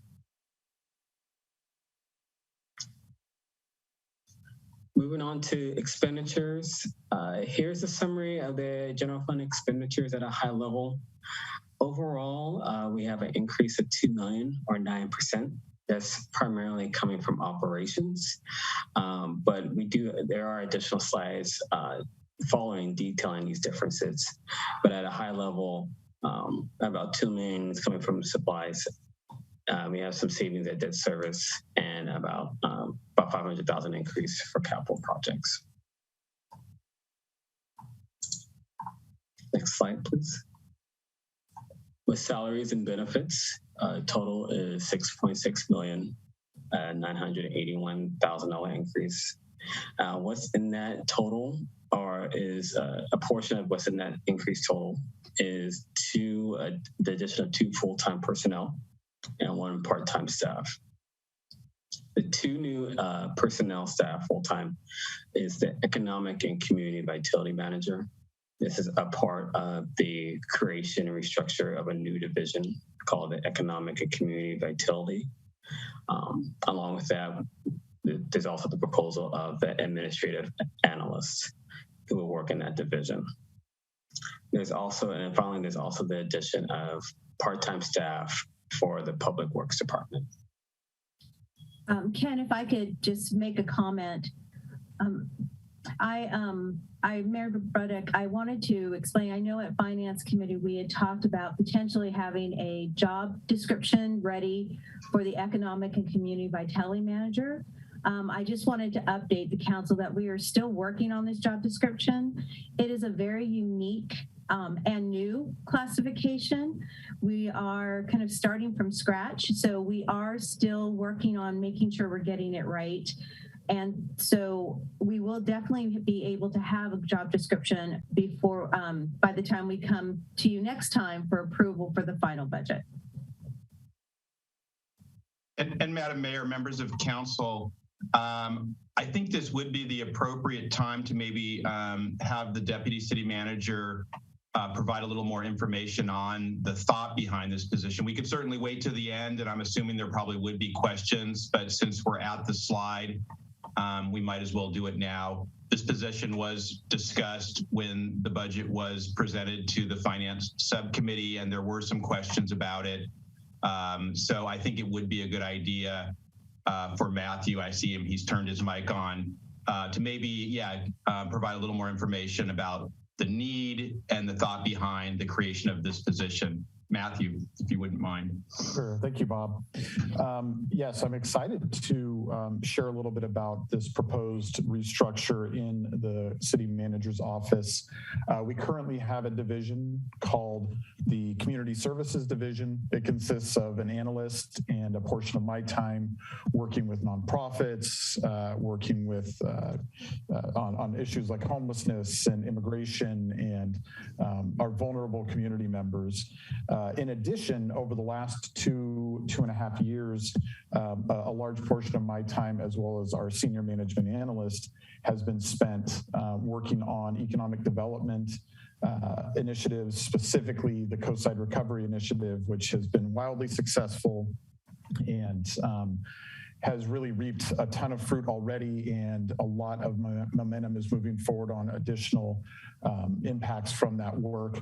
If you recall, a report was presented late last year and includes 15 recommendations to help strengthen and improve the coastside economy as we recover from COVID, find ways to create a more resilient economy, to prevent changes in revenues for the city, but also for businesses here on the coast in the case of future economic downturns, and to make sure that we're preparing our workforce and our small businesses to be resilient to economic changes as well. And out of those efforts, we've seen some really amazing things happen. Last week, the San Mateo County Board of Supervisors approved a $2.5 million contribution towards an economic advancement center to be created in Half Moon Bay. And we see this as an extension of the work the Coastside Chamber has been doing around their business development center, and would also include workforce development and entrepreneurial support for the community. And we're really excited to be in a leadership position on that effort. As many of you know, the College of San Mateo is working towards creating a coastside campus similar to something they tried right before the last Great Recession. And they've taken the lessons they've learned and a great need here on the coast to bring higher education. Both of those major initiatives are direct results of the report and the recommendations provided by the Recovery Initiative. There's also a lot of work being done around digital infrastructure and supporting small businesses through things like the creation of a business incubator, community lending for small businesses, and support for our local nonprofits. All of this work, in order to keep the momentum moving forward, is going to require some really concerted effort and dedicated staff time. And so that's what led us to create this new division, which we're calling Economic and Community Vitality. It's really looking at the intersection of business, nonprofits, and the work that happens in our community to improve the lives of everybody and strengthen our economy. And we see it as an investment in those efforts. Additionally, by creating this division that provides additional bandwidth and resources in the city manager's office to refocus on some important initiatives like the digital infrastructure work that we know needs to happen, strategic planning, and we would also like to dedicate some of those resources towards creating a citywide grants management program to really become aggressive and effective at pursuing grants. We've been successful, but we see an unprecedented time of funding availability from the federal and state government. And all of that is what we think will be the fruits of these efforts. Thanks, Matthew. Thank you, Matthew. Can you tell me, Matthew? Oh,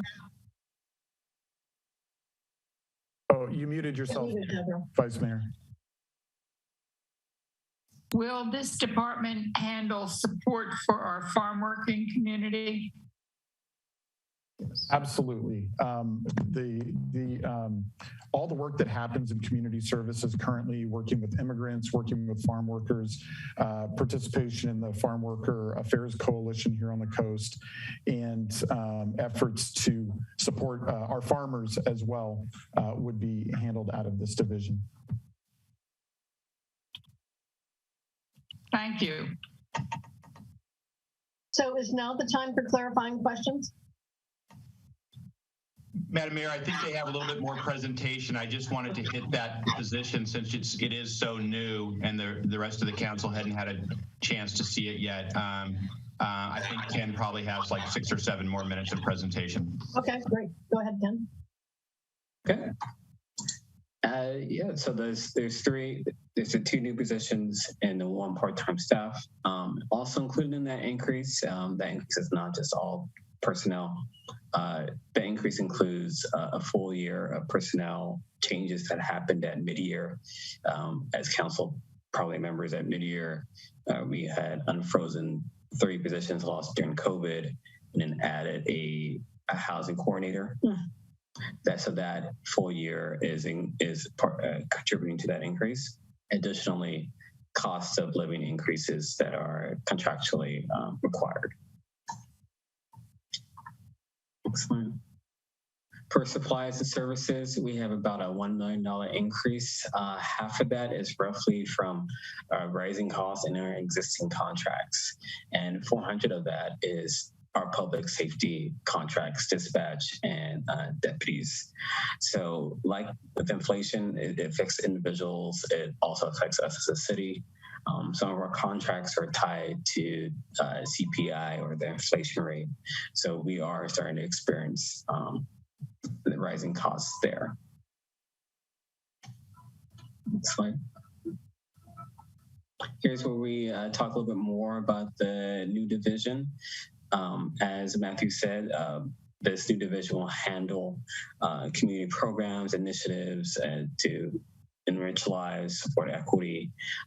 Currently, in the prior budgets, we had two divisions: City Manager's Office and Community Services. Some of those economic costs were in City Manager's Office. We want to combine those into this new division as well. For clarity, the second point is listing the new items between both divisions, the new items for next fiscal year. For City Manager's Office, we have the funding for the CARE program support, Johnson House, and additional support for grants and annexation. Another note that is not included in our budget, but important to mention, as Matthew mentioned, is the Economic Advancement Center. The county is allocated $2.5 million there. And then what's new to the community economic and community vitality is an increase to the CSFA grants, the feasibility study, community lending analysis, and continued support for the economic consultant. The budget impact from both of these divisions is $542,000, but 200 of that is grant funded. Other highlights to mention the council: we no longer have a double payment on the library loan. So we were back on our original debt schedule plan for the library loan. We recognizing some savings there. And our pension payment will be about $1.1 million, an increase of about 11%.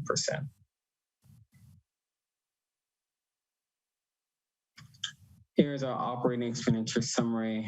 Big one being the increase to community vitality, about third from the bottom. And those are all the mentions that things that we mentioned previously.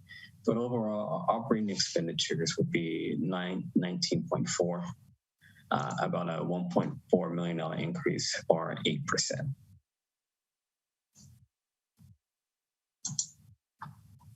On the capital project side, we have a general fund contribution of $4 million, but the total CIP budget is 16.2. At the finance committee meeting, we had highlighted a challenge that we had with funding Stone Pine, as mentioned during Todd's presentation. We had received a bid for phase 1, and it came over what we initially budgeted for. We ended up being able to fill that gap, but we did have to increase the general fund contribution to that $4 million number.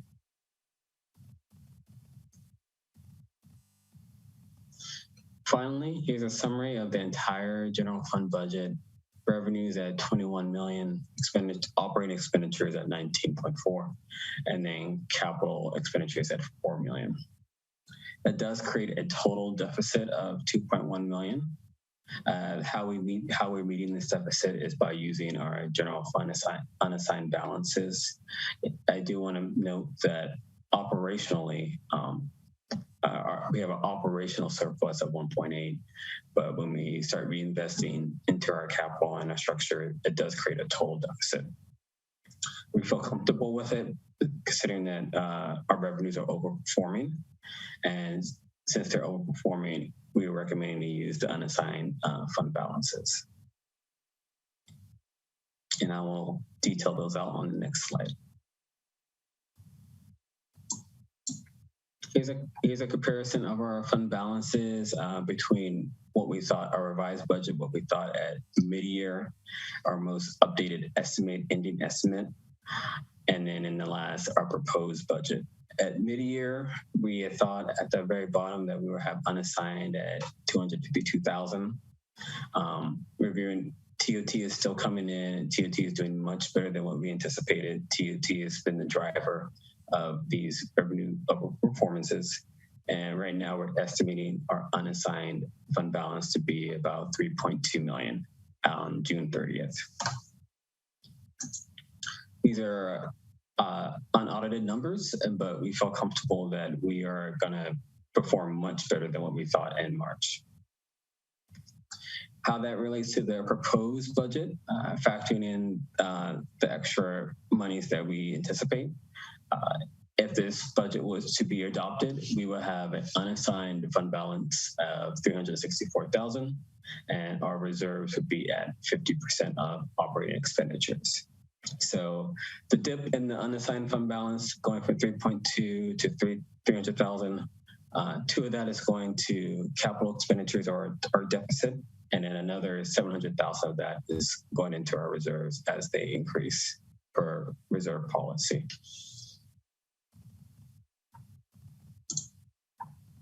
We do have some challenges and concerns.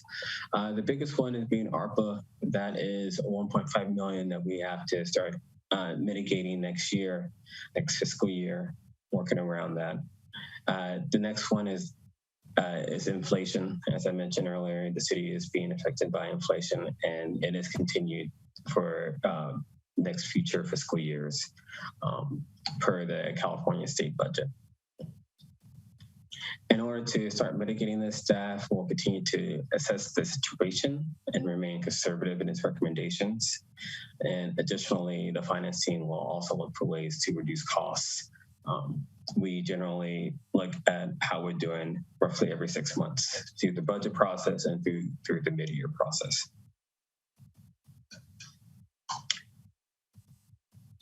As part of best practices, we do a 5-year forecast.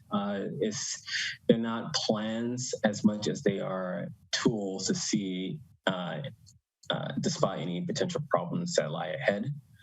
This forecast is based on assumptions. We build in known future costs, the costs that we know already, and then historical information. As of right now, there are potential deficits in future years. But it's important to note that this is a snapshot in time, and that there's budget processes every year to change the trend line. So here's the chart that is also in our draft book.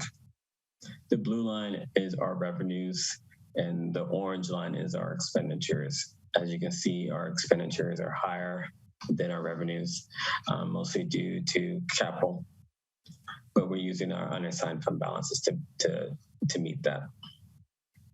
There is a dip because of the big capital outlay in this and the proposed budget. There is a bit of a relief in the next budget after that, but it's still concerning. Overall, the city will have to mitigate ARPA expiration and the rising costs of existing contracts in future years. With that, I want to turn it over to my colleague, Brian Lopez, to discuss performance measures. Thank you, Kenneth, and good evening, Mayor Ruddock and council members. So every year, we like to make little tweaks and adjustments to our budget to make it more useful both to staff as well as the public. And one of the things that we're doing this year is adding performance measures. And so what this is basically a way for us to provide a little bit more transparency, and basically, hopefully add a little extra accountability and just, kind of show what we're really doing. And there's a couple of reasons, obviously, that we're doing this. One, it is a best practice, and, it's really something that a lot of agencies are doing. And every year we do like getting awards for a budget. And that's actually one of the previously recommendation and now requirement for one of the awards that we are going for. And so to continue having budget design excellence, we're going to go ahead and add that in here. So you may have seen it in the budget, the draft budget that we did post for the evening. But on the next slide here, you're going to see just a little tiny snippet of the overall pages that you're going to see. And so what we've got here is just a little snippet of finance. And every department has some performance measures, generally broken out either by division or by an area of service. And so we just wanted to kind of show a little snippet here to kind of get you a little taste of what's going to be in there. But we're really excited about it. And with that, If you have any questions on that, I can take them. Otherwise, we'd like to move forward with our recommendation to receive the presentation for the fiscal year 2022-23 recommended budget. And after accepting public comment, providing additional direction to staff, direct staff to return with the final proposed budget on June 21st, 2022. Any questions?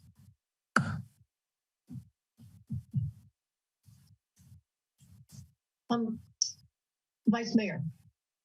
Yes, through the mayor. I'm wondering if you could give us some idea of how much is in our reserve budget and how much we have in our emergency budget. We have those two funds as sort of backups in case something happens, right? Yes, correct.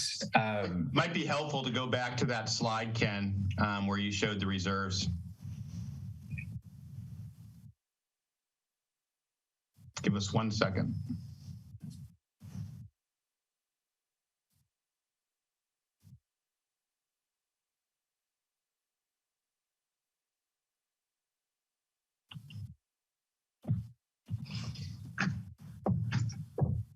So we have two reserves. For simplicity, I combined them, but the total between the two is a 9.7 million. And can you tell me how that breaks down? One of them is an emergency reserve, right? Or is that a different fund? I don't have that answer directly in front of me. I think she's asking for the breakdown between the operational reserve and the economic. Yeah, the economic. It's 20% and 30%. So 30% is the general fund reserve and 20% is the economic uncertainty fund reserve. And I have 50% of our general fund. I have the number right now in front of me. The general fund reserve is 5.8 million. And an economic uncertainty reserve is 3.8. Thank you.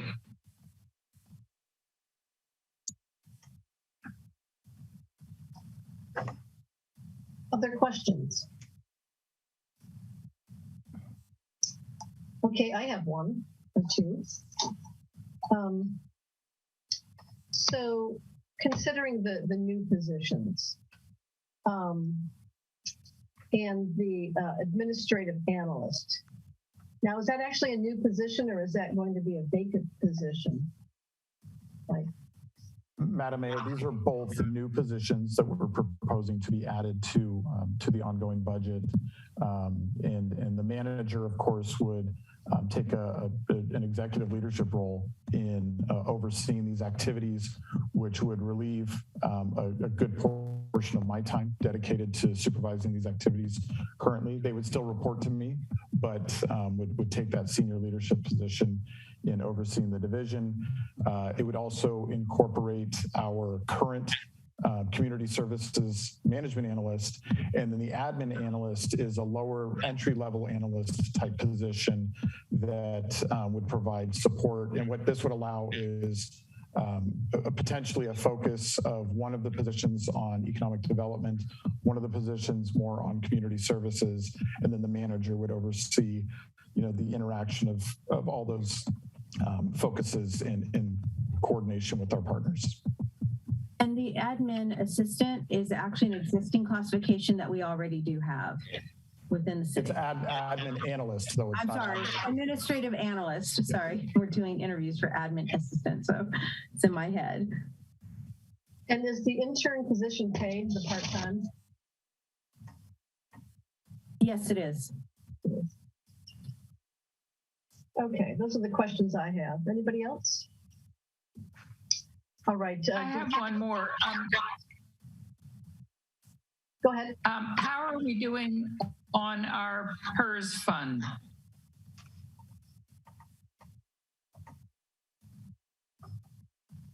So you're wondering about our pension liability. Ken, would you like to take that?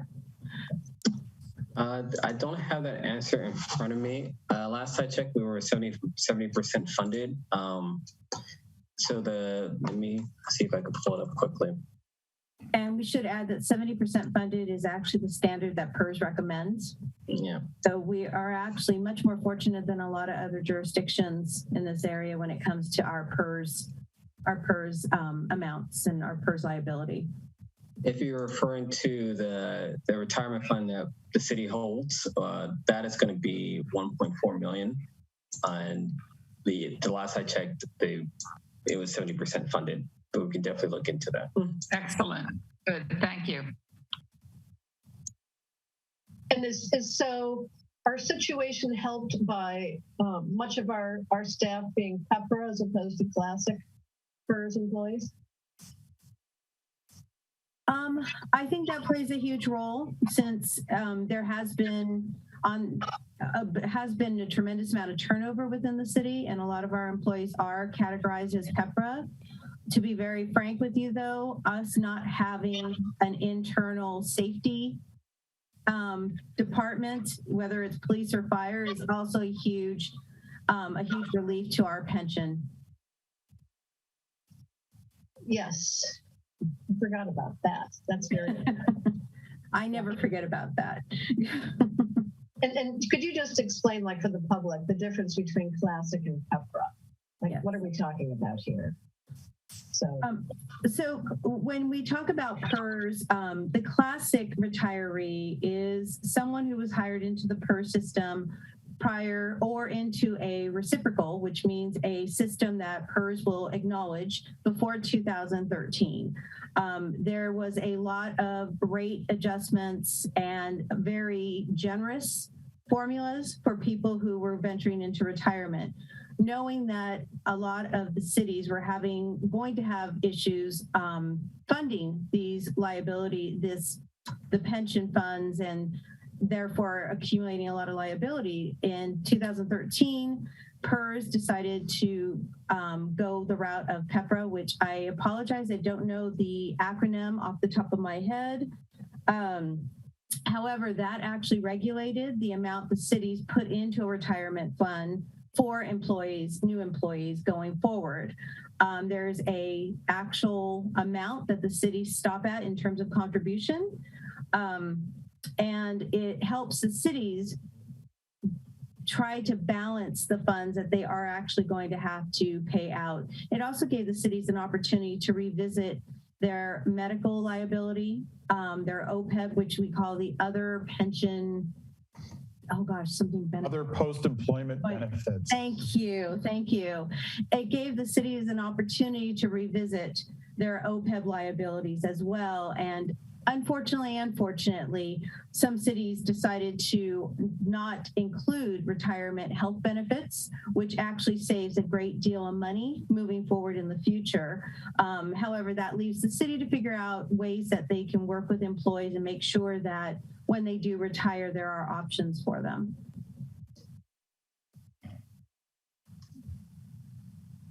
Great, thanks. And I think it would be good to just point people in the direction of open government, financial transparency, pages on our website, which has, all of our budget documents and annual reports and things like that. So there's a lot of information available to the public on all of our budget stuff. And we've actually received rewards for our budget preparation and our transparency. So I just wanted to point that out. And Mayor, if I might add, we are currently working with the vendor to actually even make our finance pages even more accessible. And so right now, if people want to access them, if they go to administrative services and hit on finance, it will actually take them to the page. But we're hoping in the future that access will be even easier so the public will be able to find them without having to go through a few different links. That's great. Thank you for that. Any other questions from council members? Seeing none. Do we have any public commenters, Jessica? Anybody raising hands? No public comments, Mayor. Maybe we want to give them maybe a minute just to see. So I just want to remind everybody, we're not adopting the budget this evening. We're just going to be giving any further direction. So get ready. Hopefully we have any commenters, Mayor. Okay, bring it back to the council. Sorry. Go ahead, Councilmember Marsh. I just want to ask that the finance subcommittee, in fact, did meet and approve tentatively this budget. Am I right? Yes, you are. I would just add, and I think it has been underscored a couple different times tonight, but I think it's important that that meeting with the finance subcommittee was prior to the item that was just before the council on the courtyard project. And so I think Ken did show that in one of his slides. That would be the main difference to what was presented to the subcommittee and what the council just saw tonight was those recommended changes that were necessary to transfer funds to fund the courtyard project. Thank you.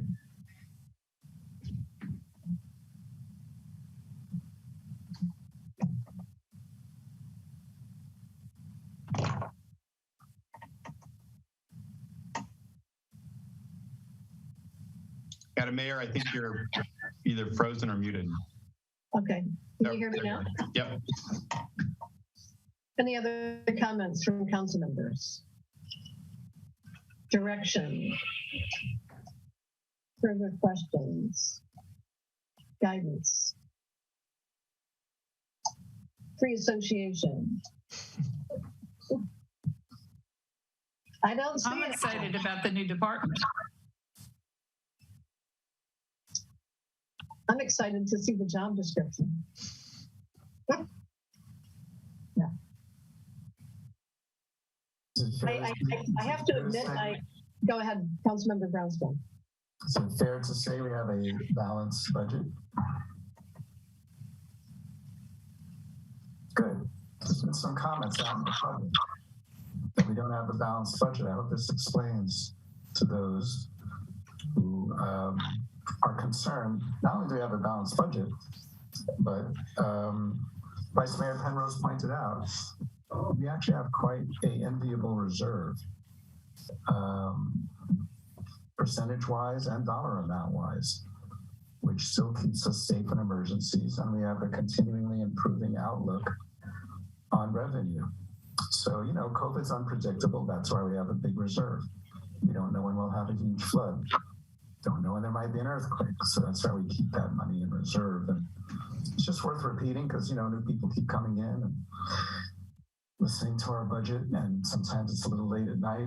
Not a lot of folks left. So I think we're doing pretty well as a city, considering everything that we've been through. And sometimes there are unexpected expenses and inflation. And we've gotten good help from a lot of partners, you know. We're a contract city, so we have healthy contracts for police and fire protection. We have had some great help from the county to kick in, you know, when there's been projects that we were able to work on together.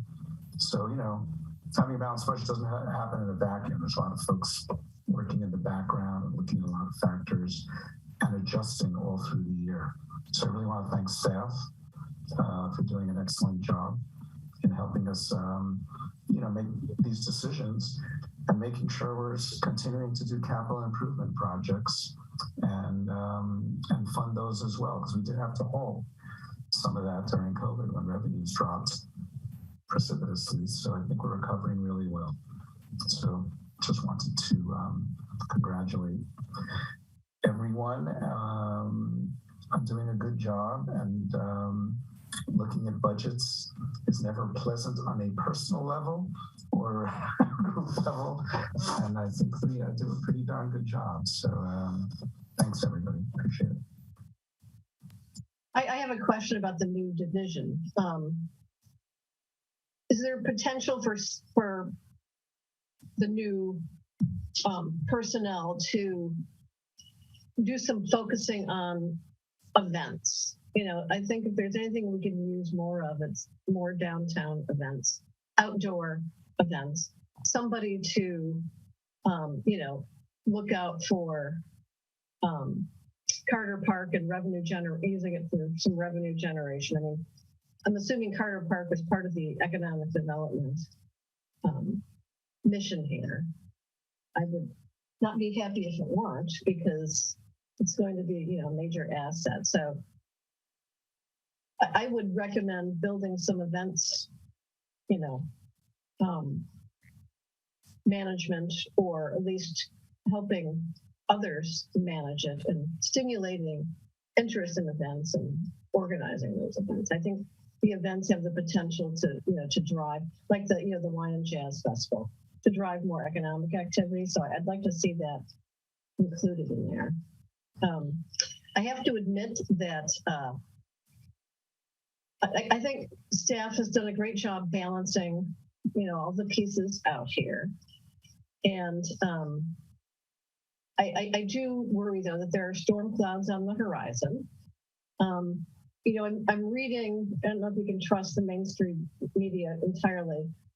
It's all the other countries that are going to have economic problems, and we're going to do well. I doubt that's completely true. So I appreciate that we have a staff that looks at things conservatively. I trust you will continue to monitor and engage in adaptive management in terms of budget expenditures and modify it as needed. So stay conservative there. And but I think you have balanced things pretty well. I'm having a hard time faulting that.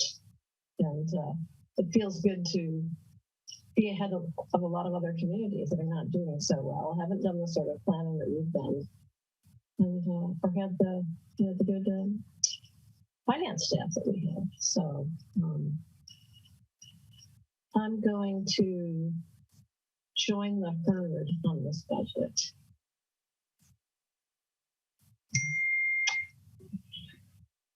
Okay. So does staff feel like they got their walking papers here? I think we're good. So we will see you in 2 weeks with a finished budget. And I just wanted to add. Do we not need, Catherine and Jessica, we do not need a motion on this item. Is that correct? Correct. Okay.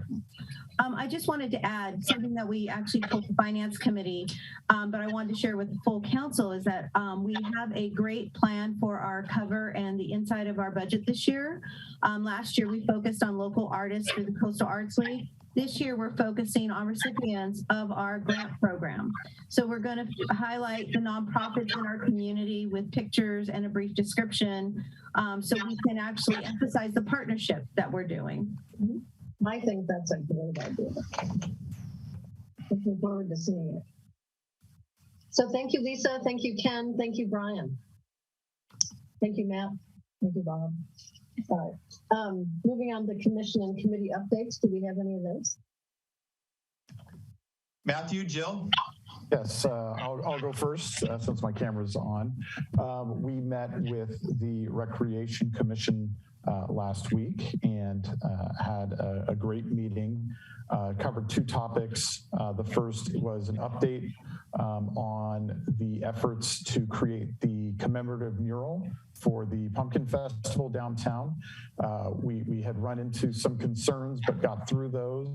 And the RFQ for artists has closed. It closed on Friday, and we're currently evaluating, I believe, 15 submissions, trying to narrow that list down. We have a wonderful group of community members that are diverse and represent different industries and different parts of our community to help advise us on what we want to see in a mural like this. They'll help us narrow the list to probably 3 artists who will then actually draft what this mural will look like. And then that group, our rec commission, and finally you all will weigh in and make a decision. And we're really excited this late summer and fall to see that artwork go up. And very, very grateful to the owners of Cunha's Country Store for their willingness to participate and provide the canvas for this beautiful effort. So very excited about that. The other item, John Dowdy, our Public Works Director, and our consultant came to provide an update on the Smithfield Master Plan. I we will be bringing this item to you at our next meeting. And I think you will be blown away by the work that they've done. I cannot believe we have, through those efforts, through a lot of community input, I believe developed as close to a true community park as we ever thought we could get to. It's something we've talked about a long time. It was the #1 thing in our Parks Master Plan, but we weren't pursuing it because we didn't have the land to do it. And through some creativity and some really talented work, we're looking at a potential project. It's a long-term project. We don't have funding for it yet, but the vision for it creates a place where everyone in our community, every generation, every physical ability will find a place to enjoy the outdoors and participate at what could be the future of Smithfield. So my hats are off to John and to our consultant who have just done an incredible job. And as you know, we have a potential donor to get this project kickstarted, which is what helped us prioritize the master planning. And we're continuing to engage with them, and we're hopeful that they'll be inspired by this vision. And so, yeah, great session on that, and excited, as you can tell, very excited to bring that to you at our next meeting. Thank you. Thank you. Good evening, Council. Just brief updates. We don't have quite the exciting things as Matthew coming through the Planning Commission right now. We're doing quite a bit of what we call taka work. It's just lots of applications being processed. That said, the Commission is going to have a study session on Council's recently adopted building electrification ordinance, as well as the PV, that's the photovoltaic, and the electrical vehicle charging station ordinance. Those ordinances did not go through the Planning Commission, although there had been a study session at some point during the outreach process. But they're really important to the Commission because just about every project that they will review going forward for private development in particular will be affected by those ordinances. And the Commission, of course, has been, in fact, even applying conditions of approval on projects that are related to that. So it's a great update, and we're looking forward to having Veronica give that presentation next week. The Commission is going to be seeing an environmental impact report this summer for the Hyatt Hotel. I don't have the firm dates yet on the release of that, but we will extend the circulation period to 60 days. The minimum required is 45. It's pretty common to give folks more time for bigger projects like this one, so we intend to do that. And just a quick note, on Friday, the Coastal Commission will be taking a look at your recent readoption of the accessory dwelling unit ordinance. We don't expect anything to change from that last action that you took in your second reading, which was May 3rd. And the commissioners really enjoyed the training with you last week that was given by Catherine, your city attorney, and also Winter King, our deputy city attorney. And it was just looked like it was actually pretty fun for your ethics training and all the other sides of that. So the commission greatly just enjoys having joint sessions with you and have nice feedback for everyone. So that's all I have tonight. Thank you. Thank you, Matt and Jill. Lots of stuff coming down the pike. City Council reports. I can chime in. I attended the Peninsula Clean Energy board meeting where we acknowledged that our CEO is going to negotiate with a consortium of CCAs, that's the kind of community choice aggregation entities like Peninsula Clean Energy. So it's required by the what is it called? The CPUC, the California Public Utilities Commission, to have a certain minimum amount of resilient energy available. And so this consortium of CCAs is going to negotiate to buy geothermal energy, which is resilient, it's always there. And in the recent past, they have started negotiating about buying solar plus storage. In particular, the storage is the part that will keep the lights on when the wind doesn't blow and the sun doesn't shine. So that was encouraging so that we're really thinking ahead in that respect. I also attended the Mid-Coast Community Council meeting. They meet twice a month, and they were, one of the things that was brought up was the Caltrans proposal to put signage, emergency signage on Highway 1. The MCC was not in favor of that sort of proposal, and that affects us because we're also going to be hearing more from Caltrans about their proposal to put these kinds of signs on Highway 1. So that's coming up, and I think we're going to be in solidarity with the MCC. The county planning commission was going to rule on their proposal, but the last minute Caltrans withdrew it. I think they see which way the wind is blowing. That's my report. Thank you, Harvey. Good reports. Anybody else?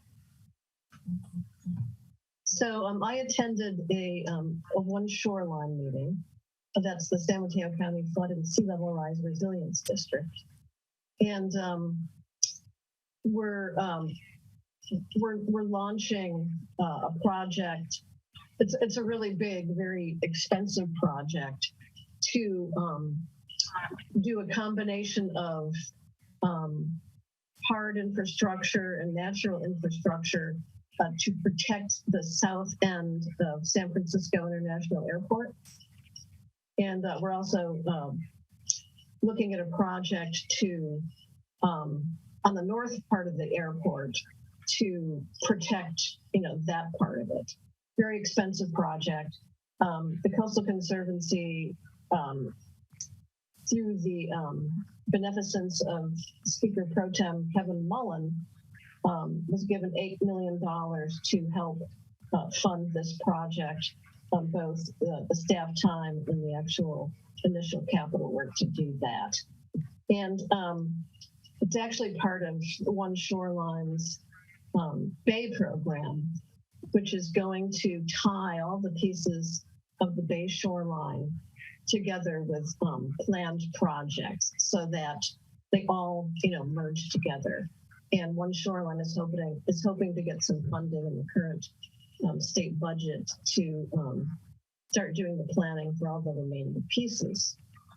The coast side is a little bit separate, but they're also seeking money for projects on the hillside, still doing some outreach to determine what those projects will be. Certainly one at the harbor and probably something at Pacifica, probably not a new seawall, but protections to at least get them through some period of time. Deborah and I had a SAM meeting.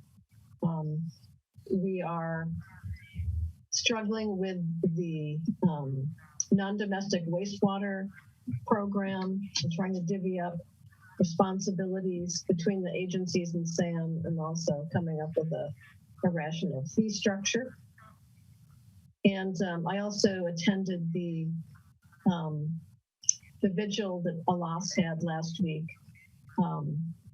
to express solidarity with the community of Uvalde, Texas. And there was a procession, and there was some great speechifying, and it was a really moving moment. Vice Mayor. Yeah, I attended our CSFA subcommittee meeting where we talked about nonprofit grants that the city awards to nonprofits in our town. A CTAG CMEQ, which is Congestion Management Environmental Quality meeting. Attended the groundbreaking for Carter Park along with everybody else, and had a great time with Mark Berman, who was our main speaker there and responsible for getting us the $4+ million that we needed to do Carter Park. Let's see what else. I went to a commute.org finance meeting this morning, or yesterday morning, and that commute.org is now going to be operating all of the shuttles that the private companies have been operating, or Caltrans has been operating. It'll come under their purview. So their workload is going to increase dramatically, and so are their expenditures and revenues. So that was an interesting finance committee meeting. And that's, I think, it.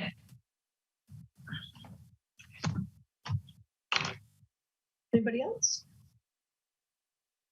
I know this is small potatoes, seemingly, because the problem is so huge and so intractable. I don't know what we can do as a community. But while we think about it, I'd like us to take a moment of silence for the victims of the Uvalde and the Buffalo massacres, and also all the people who were killed the last weekend. There were many. So if we could just take a moment.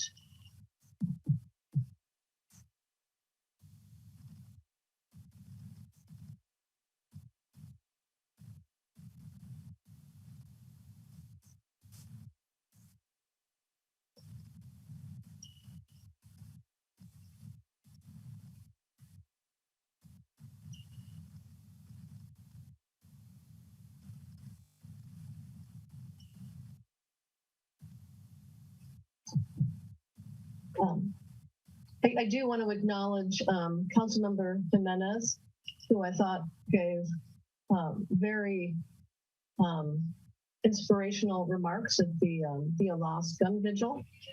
And I agree with him that we can't wait for our federal government to do anything about guns. Change is going to have to come at a community level. You know, this is where we can get things done. This is where we can reach out to each other. Here's where we can look out for one another and do so. Say hello to your neighbors. Engage in kindnesses. Love your children. It's a jungle out there. But we can make a difference as a community by being one community and acting like a kindly, inclusive community.